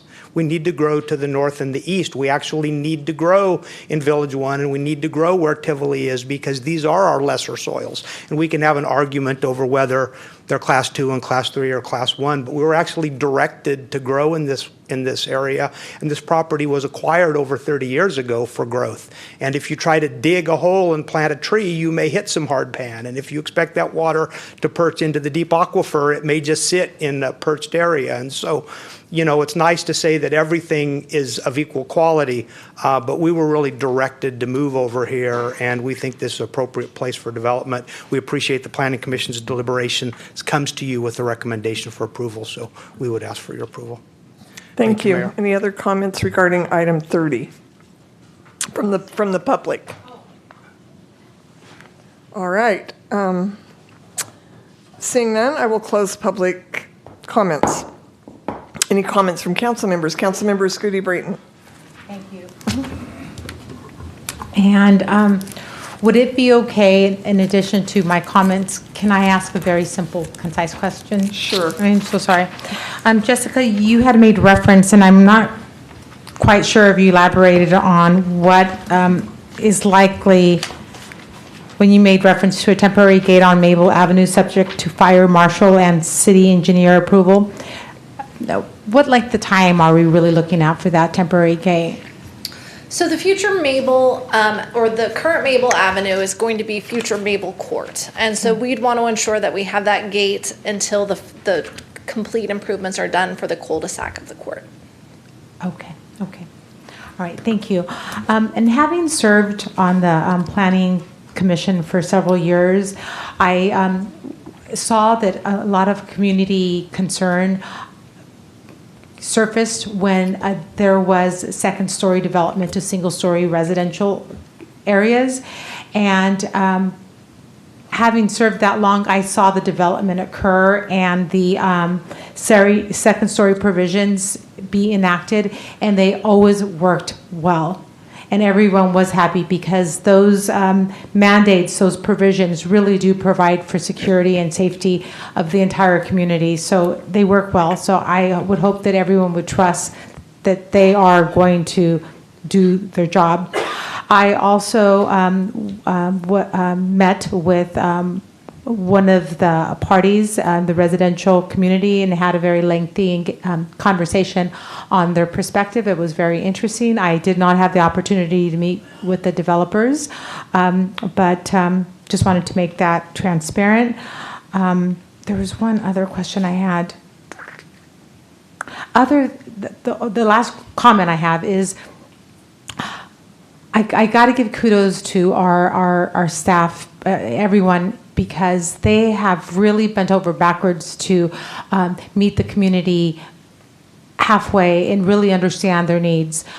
They started off with a good plan, and it was what it was, but when the community stepped forward and expressed their concerns and reservations, our staff really stepped up and were open to hear and to compromise, and I just think that that is a wonderful professional group, and I appreciate that they do that, and they work with good intention, and I love that they represent the city. Thank you. That's all I have to say. All right, Councilmember Bavaro. Thank you, Mayor. Question for Jessica. Thank you. On Oakdale Road, south of Maple, that will be 4 lanes. Am I correct? Correct. You confirmed that there's going to be 4 lanes? Yes. Okay, thank you. I just want to make sure on that. And number 2, you know, on building up instead of out, do we get very many inquiries from developers about permits on growing up? I know that we did have one on Coffee Road. It was landfill, converted from professional offices back to residential. That's going to be, what, 3 or 4 stories? But do we, you know, I like the idea as well. I mean, I think that's good use of land use, but do we get inquiries from developers? No, we don't. And we even reach out and speak to them. And right now they're stating there's a trouble with financing that type. Okay, thank you. And also would like to echo Rose's comments about our staff. First of all, not everybody's going to get everything they want, but our staff, from what I hear from all parties involved, our staff and Jessica's department really went the extra mile to get this done, and the communication is a standard for other cities to follow. That's all I have to say about that. Thank you. All right, Councilmember Ricky. Thanks, Mayor. I also want to echo Councilmember Bavaro and Councilmember Escudilla-Brayton. I really appreciate our staff and how hard they work on this stuff. It's hard, and the compromises were impressive, so I'm really pleased with it. But I do want to address like the building up issue, because it's something we all want. We want to see building up. We don't want to be building out. We don't want endless sprawl. Like, nobody wants that. But when our neighbors are expanding 500%, it's going to one city or the other, basically. That's kind of where it's at. And The problem is it's math. The problem is math. If you're building a single family home, let's say it's going to sell for around 400K. If you're building a high rise, you're looking at like 600K. It's just math. And so until the county or whoever, or LAFCO, whoever's in charge of that whole charade, deals with that particular issue and makes it so you aren't continuing to sprawl out, we're going to be stuck in this conundrum. So if we want to address it, we have to address it. But if we can't, we have to have housing. And we're in a housing shortage right now. It's a housing emergency in this state. We've got one-bedroom apartments in this city costing $1,600. It's ridiculous. And so we have to increase supply. Thank you. All right. Vice Mayor Williams. Thank you, Mayor, and I also agree with all of my colleagues, but the one person I do want to also say thank you to is Toby Wells, who really does a great job working with the economic development and sleepless nights, I'm sure, trying to figure all these things out. So thank you very much, Toby Wells, and your staff. Ditto. All right. Any other comments from council members? All right, we'll have to do we will do 4 separate votes on this. I have a resolution approving specific plan amendment number 8 to the Tivoli specific plan. Do I have a motion? So moved. Second. Motion by Councilmember Wright, second by Councilmember Ricky. Will the clerk please call the roll? Councilmember Alvarez. Aye. Councilmember Ricky. Aye. Councilmember Bavaro. Aye. Vice Mayor Williams. Aye. Councilmember Wright. Aye. Councilmember Gutierrez-Brayton. Aye. And Mayor Zwallen. Aye, carries unanimously. I have a resolution approving area plan number 4 to the Tivoli specific plan in the Tivoli specific plan. Do I have a motion? So moved. Motion by Councilmember Wright. Second. Second by Vice Mayor Williams. Will the clerk please call the roll? Councilmember Alvarez. Aye. Councilmember Ricky. Aye. Councilmember Bavaro. Aye. Vice Mayor Williams. Aye. Councilmember Wright. Aye. Councilmember Gutierrez-Brayton. Aye. And Mayor Zwallen. Aye, carries unanimously. I have a resolution approving the vesting tentative subdivision map of Tivoli Mabel parcel. So moved. Motion by Councilmember Ricky. Second. Second by Councilmember Gutierrez-Brayton. Will the clerk please call the roll? Councilmember Alvarez. Aye. Councilmember Ricky. Aye. Councilmember Bavaro. Aye. Vice Mayor Williams. Aye. Councilmember Wright. Aye. Councilmember Gutierrez-Brayton. Aye. And Mayor Zwallen. Aye, carries unanimously. I have a resolution approving the final development plan of Tivoli Mabel parcel. Do I have a motion? Motion? Motion by Vice Mayor Williams. Second. Second by Councilmember Wright. Will the clerk please call the roll? Councilmember Alvarez. Aye. Councilmember Ricky. Aye. Councilmember Bavaro. Aye. Vice Mayor Williams. Aye. Councilmember Wright. Aye. Councilmember Aye. Gutierrez-Brayton. And Mayor Zwallen. Aye, carries 7-0. Next is item 31, a hearing to consider approving the proposed amendment to the land use diagram of the Tivoli specific plan with proposed adoption of Tivoli Area Plan Number 1, the Alves Tivoli and Parisian Tivoli vesting tentative subdivision maps and final development plans, together with an amendment to the land use element of the general plan. And we will have a staff report. Great, thank you, Mayor, City Council. Jessica Hill, Director of Community and Economic Development. So for a little bit of background on these 2 properties, the applications were also received on January 2nd, 2025. And between these 2 applications, they were looking for 4 approvals on the Alves map and then 2 approvals on the Parisian map. So I'm going to go through what those approvals are. So overall, the Tivoli specific plan, like I talked about, was adopted and annexed in 2008 and is just over 450 acres. So the proposed projects are above. So we're talking about the 2 northern properties, or the green and blue properties here. So first up, for the Alves, we're going to be requesting a specific plan amendment. So this needs to be completed prior to the approval of the vesting tentative subdivision map due to the land use change. So the applicant's looking to change the land use designation from 6 acres of medium high density to low density due to market demands and financing. In order to facilitate this, and when any downzoning is proposed, state requires jurisdictions to demonstrate upzone elsewhere to result in no net loss, and this is called SB 330. So the amendment from medium high to low shows a density loss of 96 units. We have an item later regarding a general plan amendment for regional commercial, which would potentially lose 64 units. But we do, and you just approved an amendment from very low to low density that adds 10 units. And so with all of this math that we're doing, we also are taking into account to the recent annexation we had in the city of Founders Point East. With that, 70 acres was transitioned from business park to residential, resulting in 420 new units that we never anticipated here in the city. So overall, through this fiscal analysis, we do have a net increase of units of 270 units.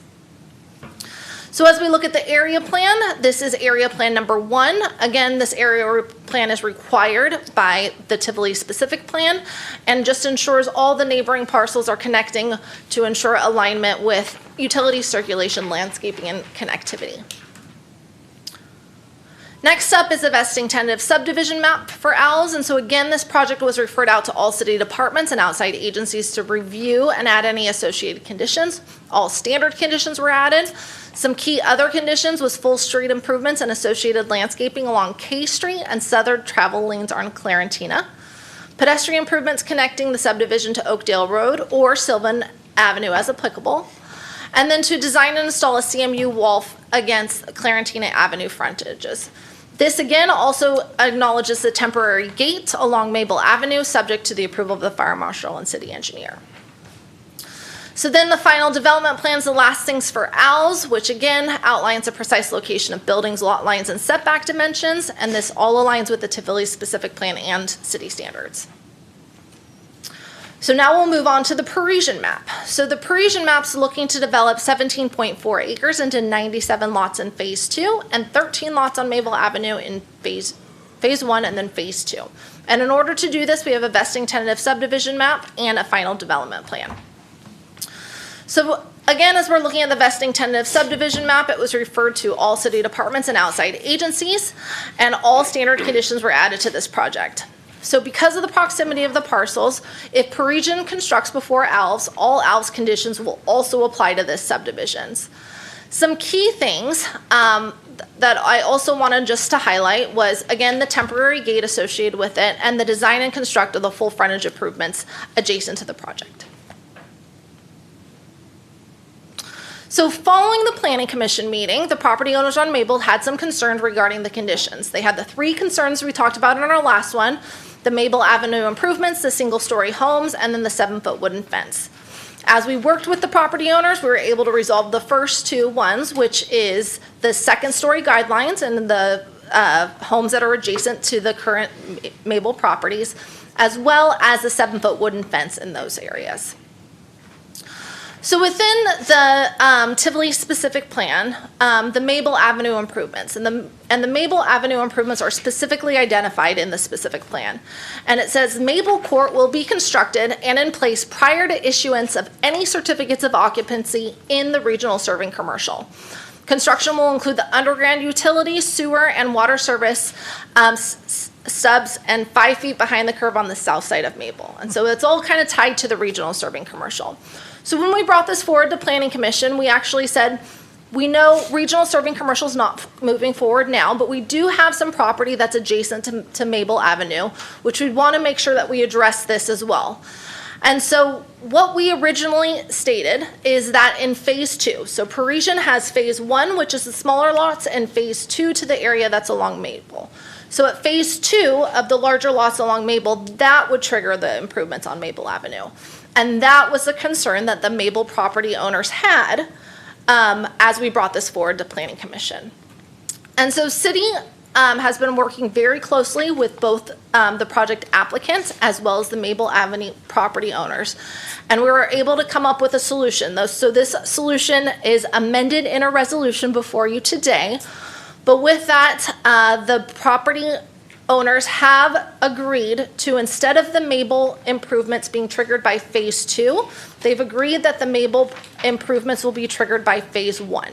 So before you is the specific condition that's outlined with the changes that is also outlined in our amended resolution today. Key things regarding this is that will include all of the road improvements to the Tivoli specific plan standards, which will include sidewalk to the north, but it will only be curb and gutter on the south because that's what the Maple property owners requested.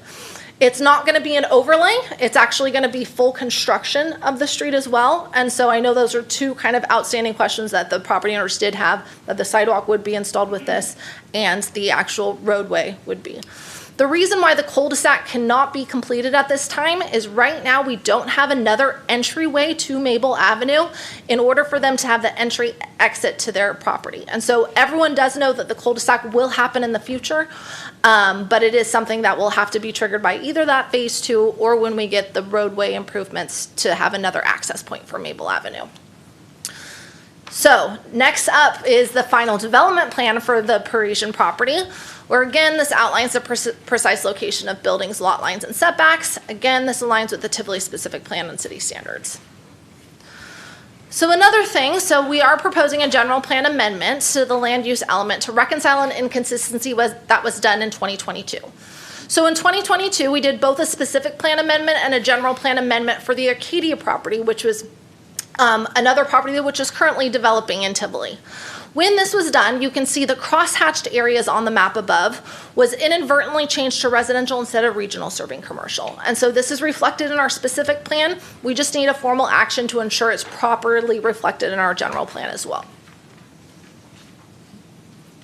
So again, this was previously set in our Tivoli specific plan EIR. We prepared an addendum for the environmental assessments, which no major revisions to the final EIR are necessary, and this item was taken to council on February 23rd and was approved 6-1.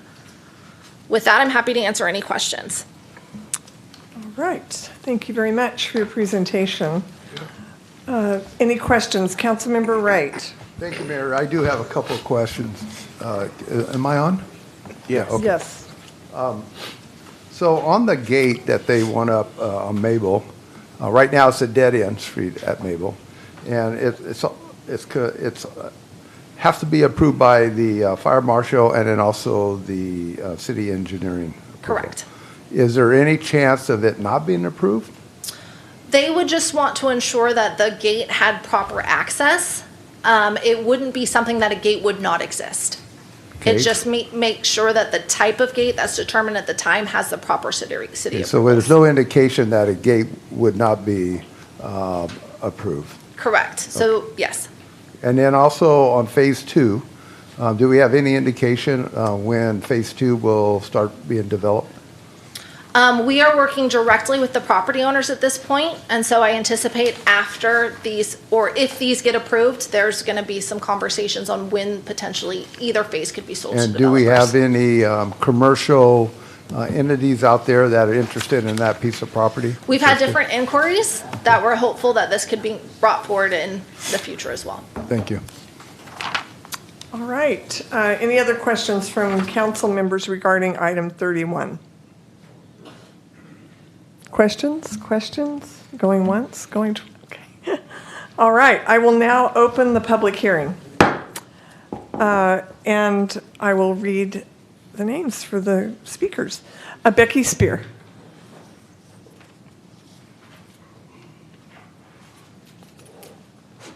Thank you, Mayor and council members.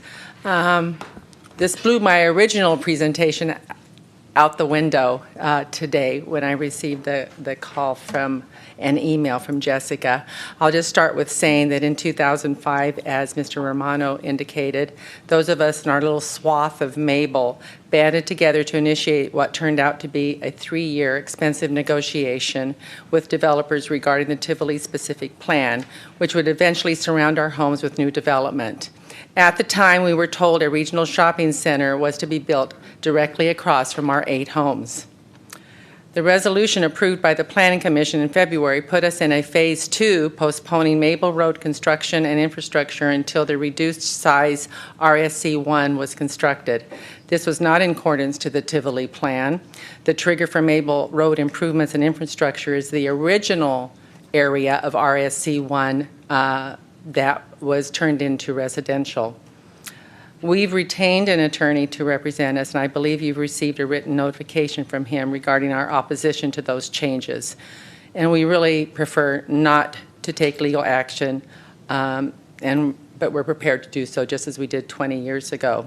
However, just this afternoon, we received a phone call and an email from Jessica Hill with a new proposal with the amendments that she indicated. Basically, that our road improvement and infrastructure will be included in Phase 1, which made us very happy. And we feel like our efforts in meeting with all of you helped that process, helped you at least understand where we were coming from. We've never opposed the development. We've never said, no, we don't want it at all. We just said we want to protect our homes.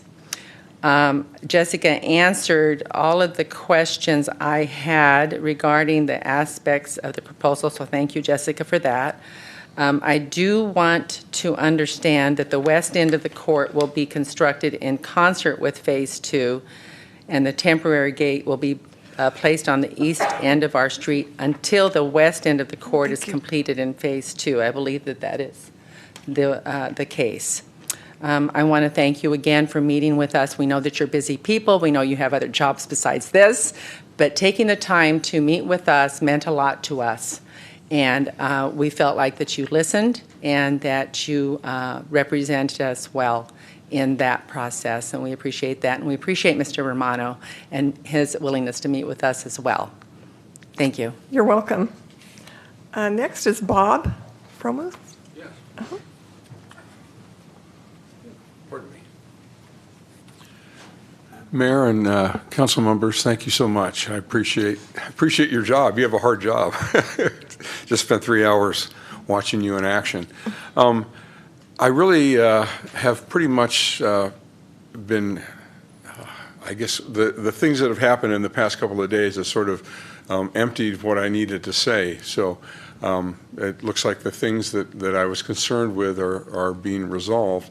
I just want to make sure you understand that the RSC1, and I'm sure you do at this point, the RSC1 was the entire Parisian project, the residential and the what's left of the RSC1, and that was meant to fund the Mabel Court development. And so I think that was changed in 22, and it was that area, RSC1, was reduced by about 40%, and that area was turned into residential. So we're just concerned that the payment, the amount of money that's going to cost to develop our court, which is an obligation apparently by the specific plan from 2008. We just want to be sure that that's funded somehow. I'm not sure how that's going to work, but we trust you guys and trust the developers that they're going to get the job done. And thank you so much again for hearing us and taking us seriously. And I'll just leave it at that. Thanks. You're welcome. Next is Scott Spear.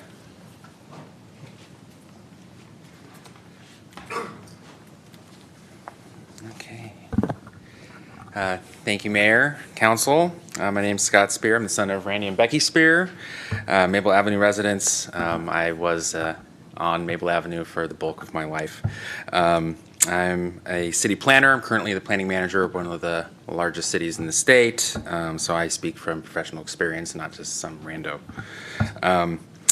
Tivoli Policy 5.1.1.1 requires Maple Avenue to be improved before any certificate of occupancy is issued within the original RSC1 area. Several years ago, almost half of RSC1 was relabeled to low-density residential as part of the Arcadia thing, getting more density. That relabeled area is now the Parisian map. The developer's original claim that relabeling removes the obligation to construct Maple is obviously incorrect. Changing a label doesn't eliminate a requirement, just like changing my name doesn't get me off a speeding ticket or something. Not requiring Maple Court to be constructed prior to Parisian would have violated the Tivoli specific plan and its adopted EIR and would have exposed the city to litigation. So I'm very grateful that that did not happen. Even the EIR addendum that was done for the Parisian project did state that Maple Avenue was part of its off-site improvements, and it did not state any other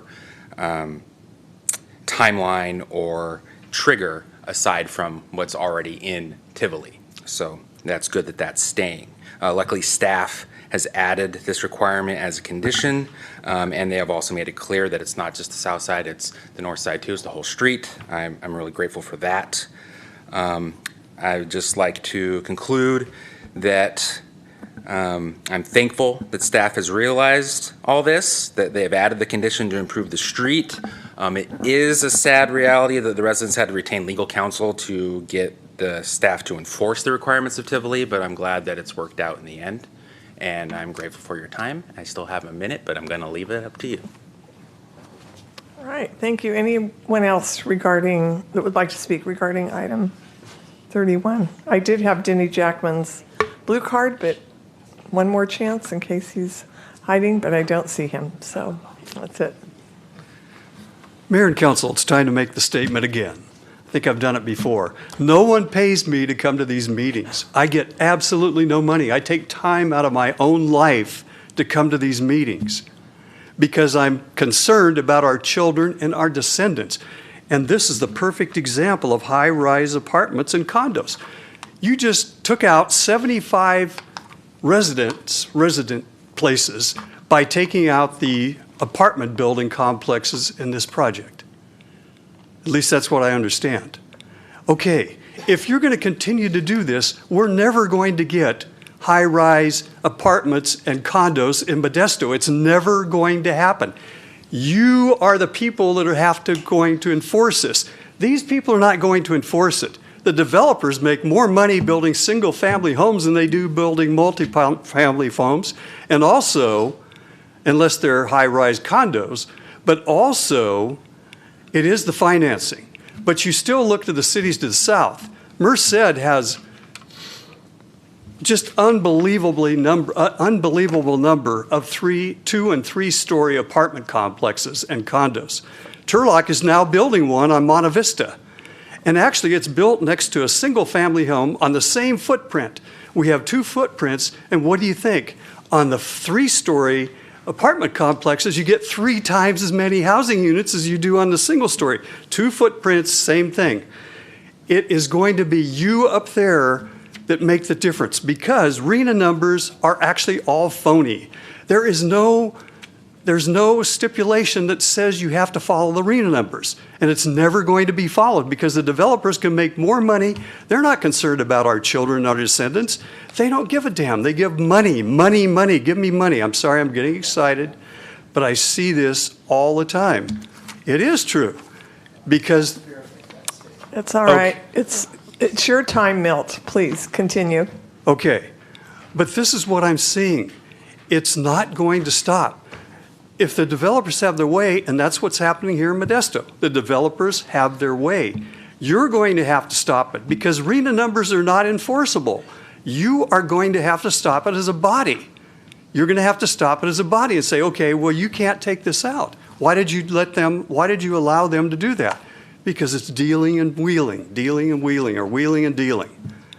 It's not helping you. It's not helping our children and descendants in the future. They'll go all the way to Stanislaus River. They don't care about farmland. They don't care about food. They don't care, and we're going to see climate change, we're going to see droughts, and they're going to be bad. So we have to think this through and do the right thing. Thank you. You're welcome. Anyone else that would like to comment from the public on item 31, please?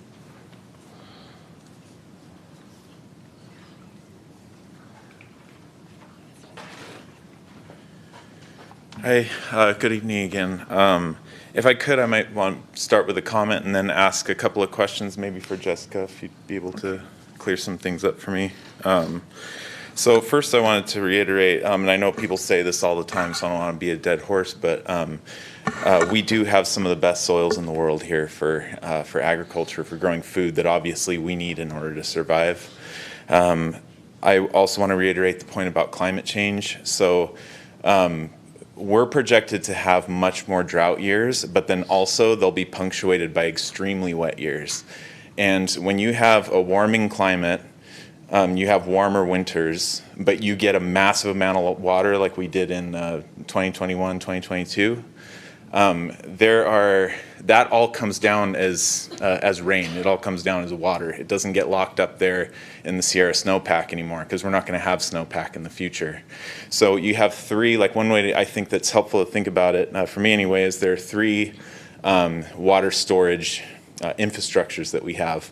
Obviously we have the dams, we have the snowpack, and then the third one we have is our soils here that are, when they flood, they replenish our groundwater, and that's another that is another huge asset that we have right here, literally under our feet, in order to draw from for water storage.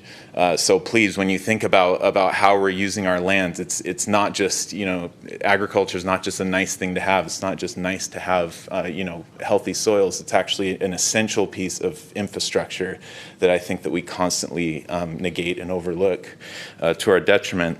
So I just want to start saying that. But specifically to this thing, some of the things that were made up, maybe if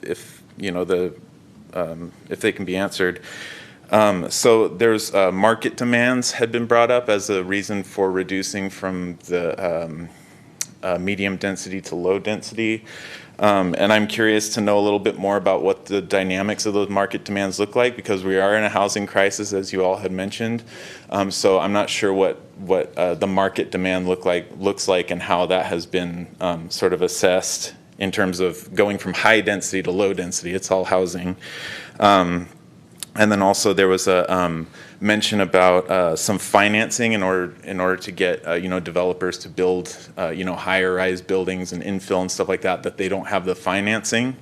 But I'm kind of wondering what's the difference between here and down in Merced or Fresno or Sacramento or any of the other places in the valley where they are building infill. And then the last thing, and I think is it SB 33, I think. So what would keep us from being able to comply with that mitigation of down zoning, but being able to keep the same amount of housing units in our plan? What mechanisms are to keep us from saying on these 10 acres over here, we're just going to put all of the housing numbers on there and we'll just change all of the other zoned areas for high density down to low density, and we're going to put it all in one big mythical high rise that we know is never going to get built. So I'm wondering what that looks like. I'm sure there's mechanisms in there to keep that from happening. So Thank you. I appreciate it. Thank you. You're welcome. Thank you. So I do have 3 questions I heard from Gavin today. So one was the market demand. And so what we did is we actually received the application January 22nd, 2025 from the property owner looking to make this change. And so this wasn't a change initiated by city staff or initiated by city at all. It was something that the property owner was looking to see if the city would then consider. In regards to financing, I could see in Merced and Turlock there could be a higher demand, especially for the student housing component. I do think that we do need more apartments here as well. Again, this is just kind of feedback we've received from different developers that we've spoke to. Last up with SB 330, is this, again, is a requirement by the state just to ensure that we plan for the same number of housing units and never not plan or plan for less. And so the state does look at other jurisdictions who are doing these types of things to ensure that we are not planning for less or have a mythical thing. But that is something that's monitored by the state, and then our analysis was on the PowerPoint tonight. Thank you. All right, thank you. Any other public comments regarding item 31? All right. Seeing none, I will close public comments. And any comments from council members? Councilmember Wright. Thank you, Mayor. I want to thank you for coming out and sharing with us your concerns. And after our meeting, I did have some concerns about your street.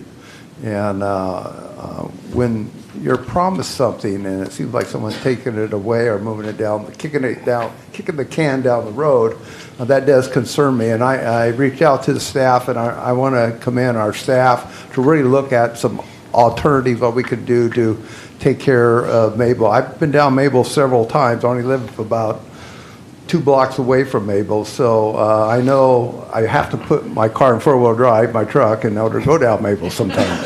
And I really appreciate staff to really thinking outside the box to really accommodate this and everything. So my hat's off to you for bringing that to our attention, and also my hat's off to our staff to really working hard to make sure that this all works. We do listen to our residents in Modesto. Our staff listens to our residents, and we want to make this a great city for everyone. So thank you again for coming out. Thank you, Mayor. Councilmember Ricky. Thanks, Mayor. I just want to say, like, this whole process isn't wheeling and dealing. It's just math and it's free markets. So if you're a developer and, you know, Modesto requires you to build up and it costs $200,000 extra per unit, you got Riverbank next door who's building hundreds of houses and has been for the last 20 years. You just build them there. So until that's the fight that you need to fight if you actually care about this. Coming here and telling us about it is not going to fix the problem. The actual problem is that you got other communities that also have this whole set of rules and are doing it a different way. And so that as long as developers have that option in this geographical area, Stanislaus County, that's how it's going to be. So that's where the actual change needs to be. All right, Vice Mayor Williams. Thank you, Mayor. I'd like to thank, we've thanked a lot of people today, but I really would like to thank the developers who had the foresight, who sat on property for years and years and years and years, and were patient enough to make this happen today, or in this time that we're in. So I congratulate them, all of them, and I thank them for investing in the city of Modesto. I think that's wonderful. And I also am pleased and thankful that now that the Mabel neighborhood has a document that they can take to the bank.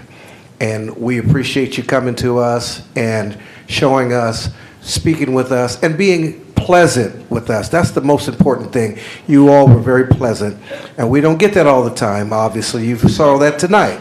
But thank you for being pleasant. And again, Dave Romano, thank all of those developers and landowners who just said, well, we're going to sit on it until it happens, and it's happening, and we're happy that it's happening.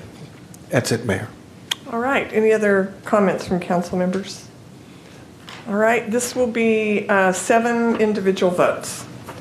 So I have, oh, sorry. There is one resolution that is going to be as amended. It was the handouts for today.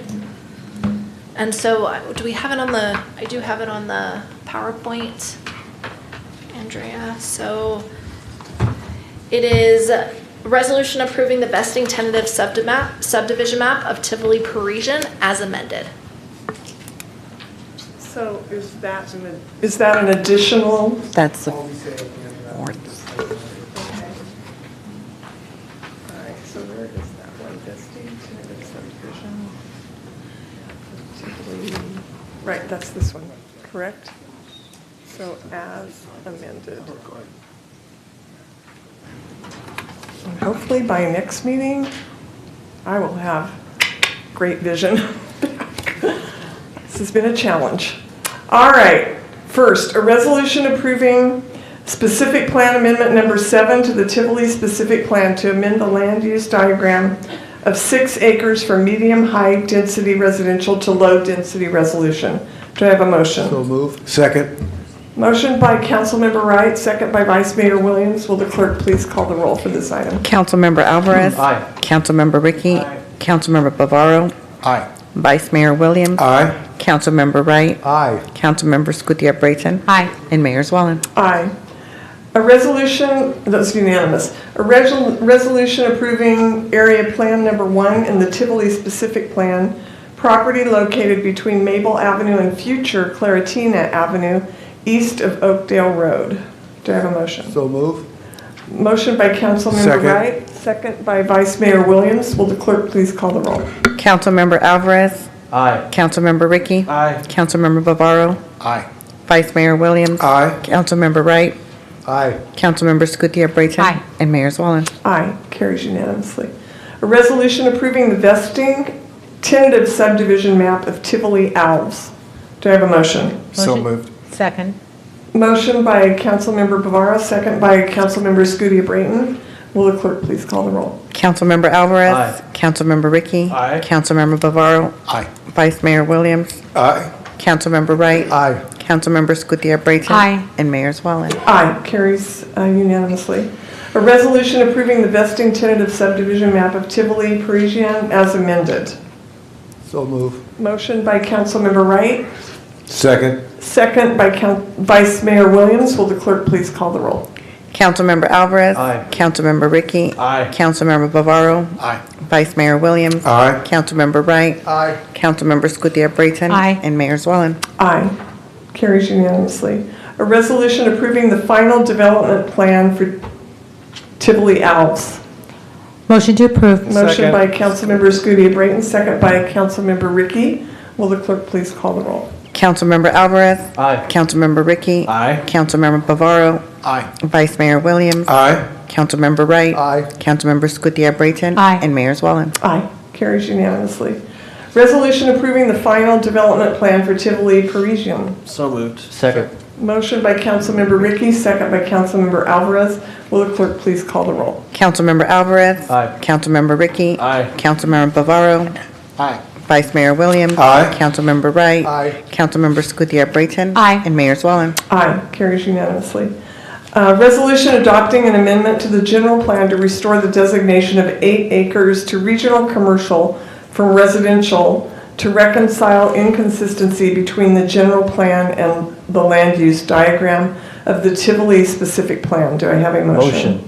Motion by Councilmember Alvarez. Second. Second by Councilmember Scutia-Brayton. And will the clerk please call the roll? Councilmember Alvarez. Aye. Councilmember Ricky. Aye. Councilmember Bavaro. Aye. Vice Mayor Williams. Aye. Councilmember Wright. Aye. Councilmember Scutia-Brayton. Aye. And Mayor Swellen. Aye, carries unanimously. Okay, are there any matters too late for the agenda? Seeing none, I'm calling this meeting of the City Council to be adjourned.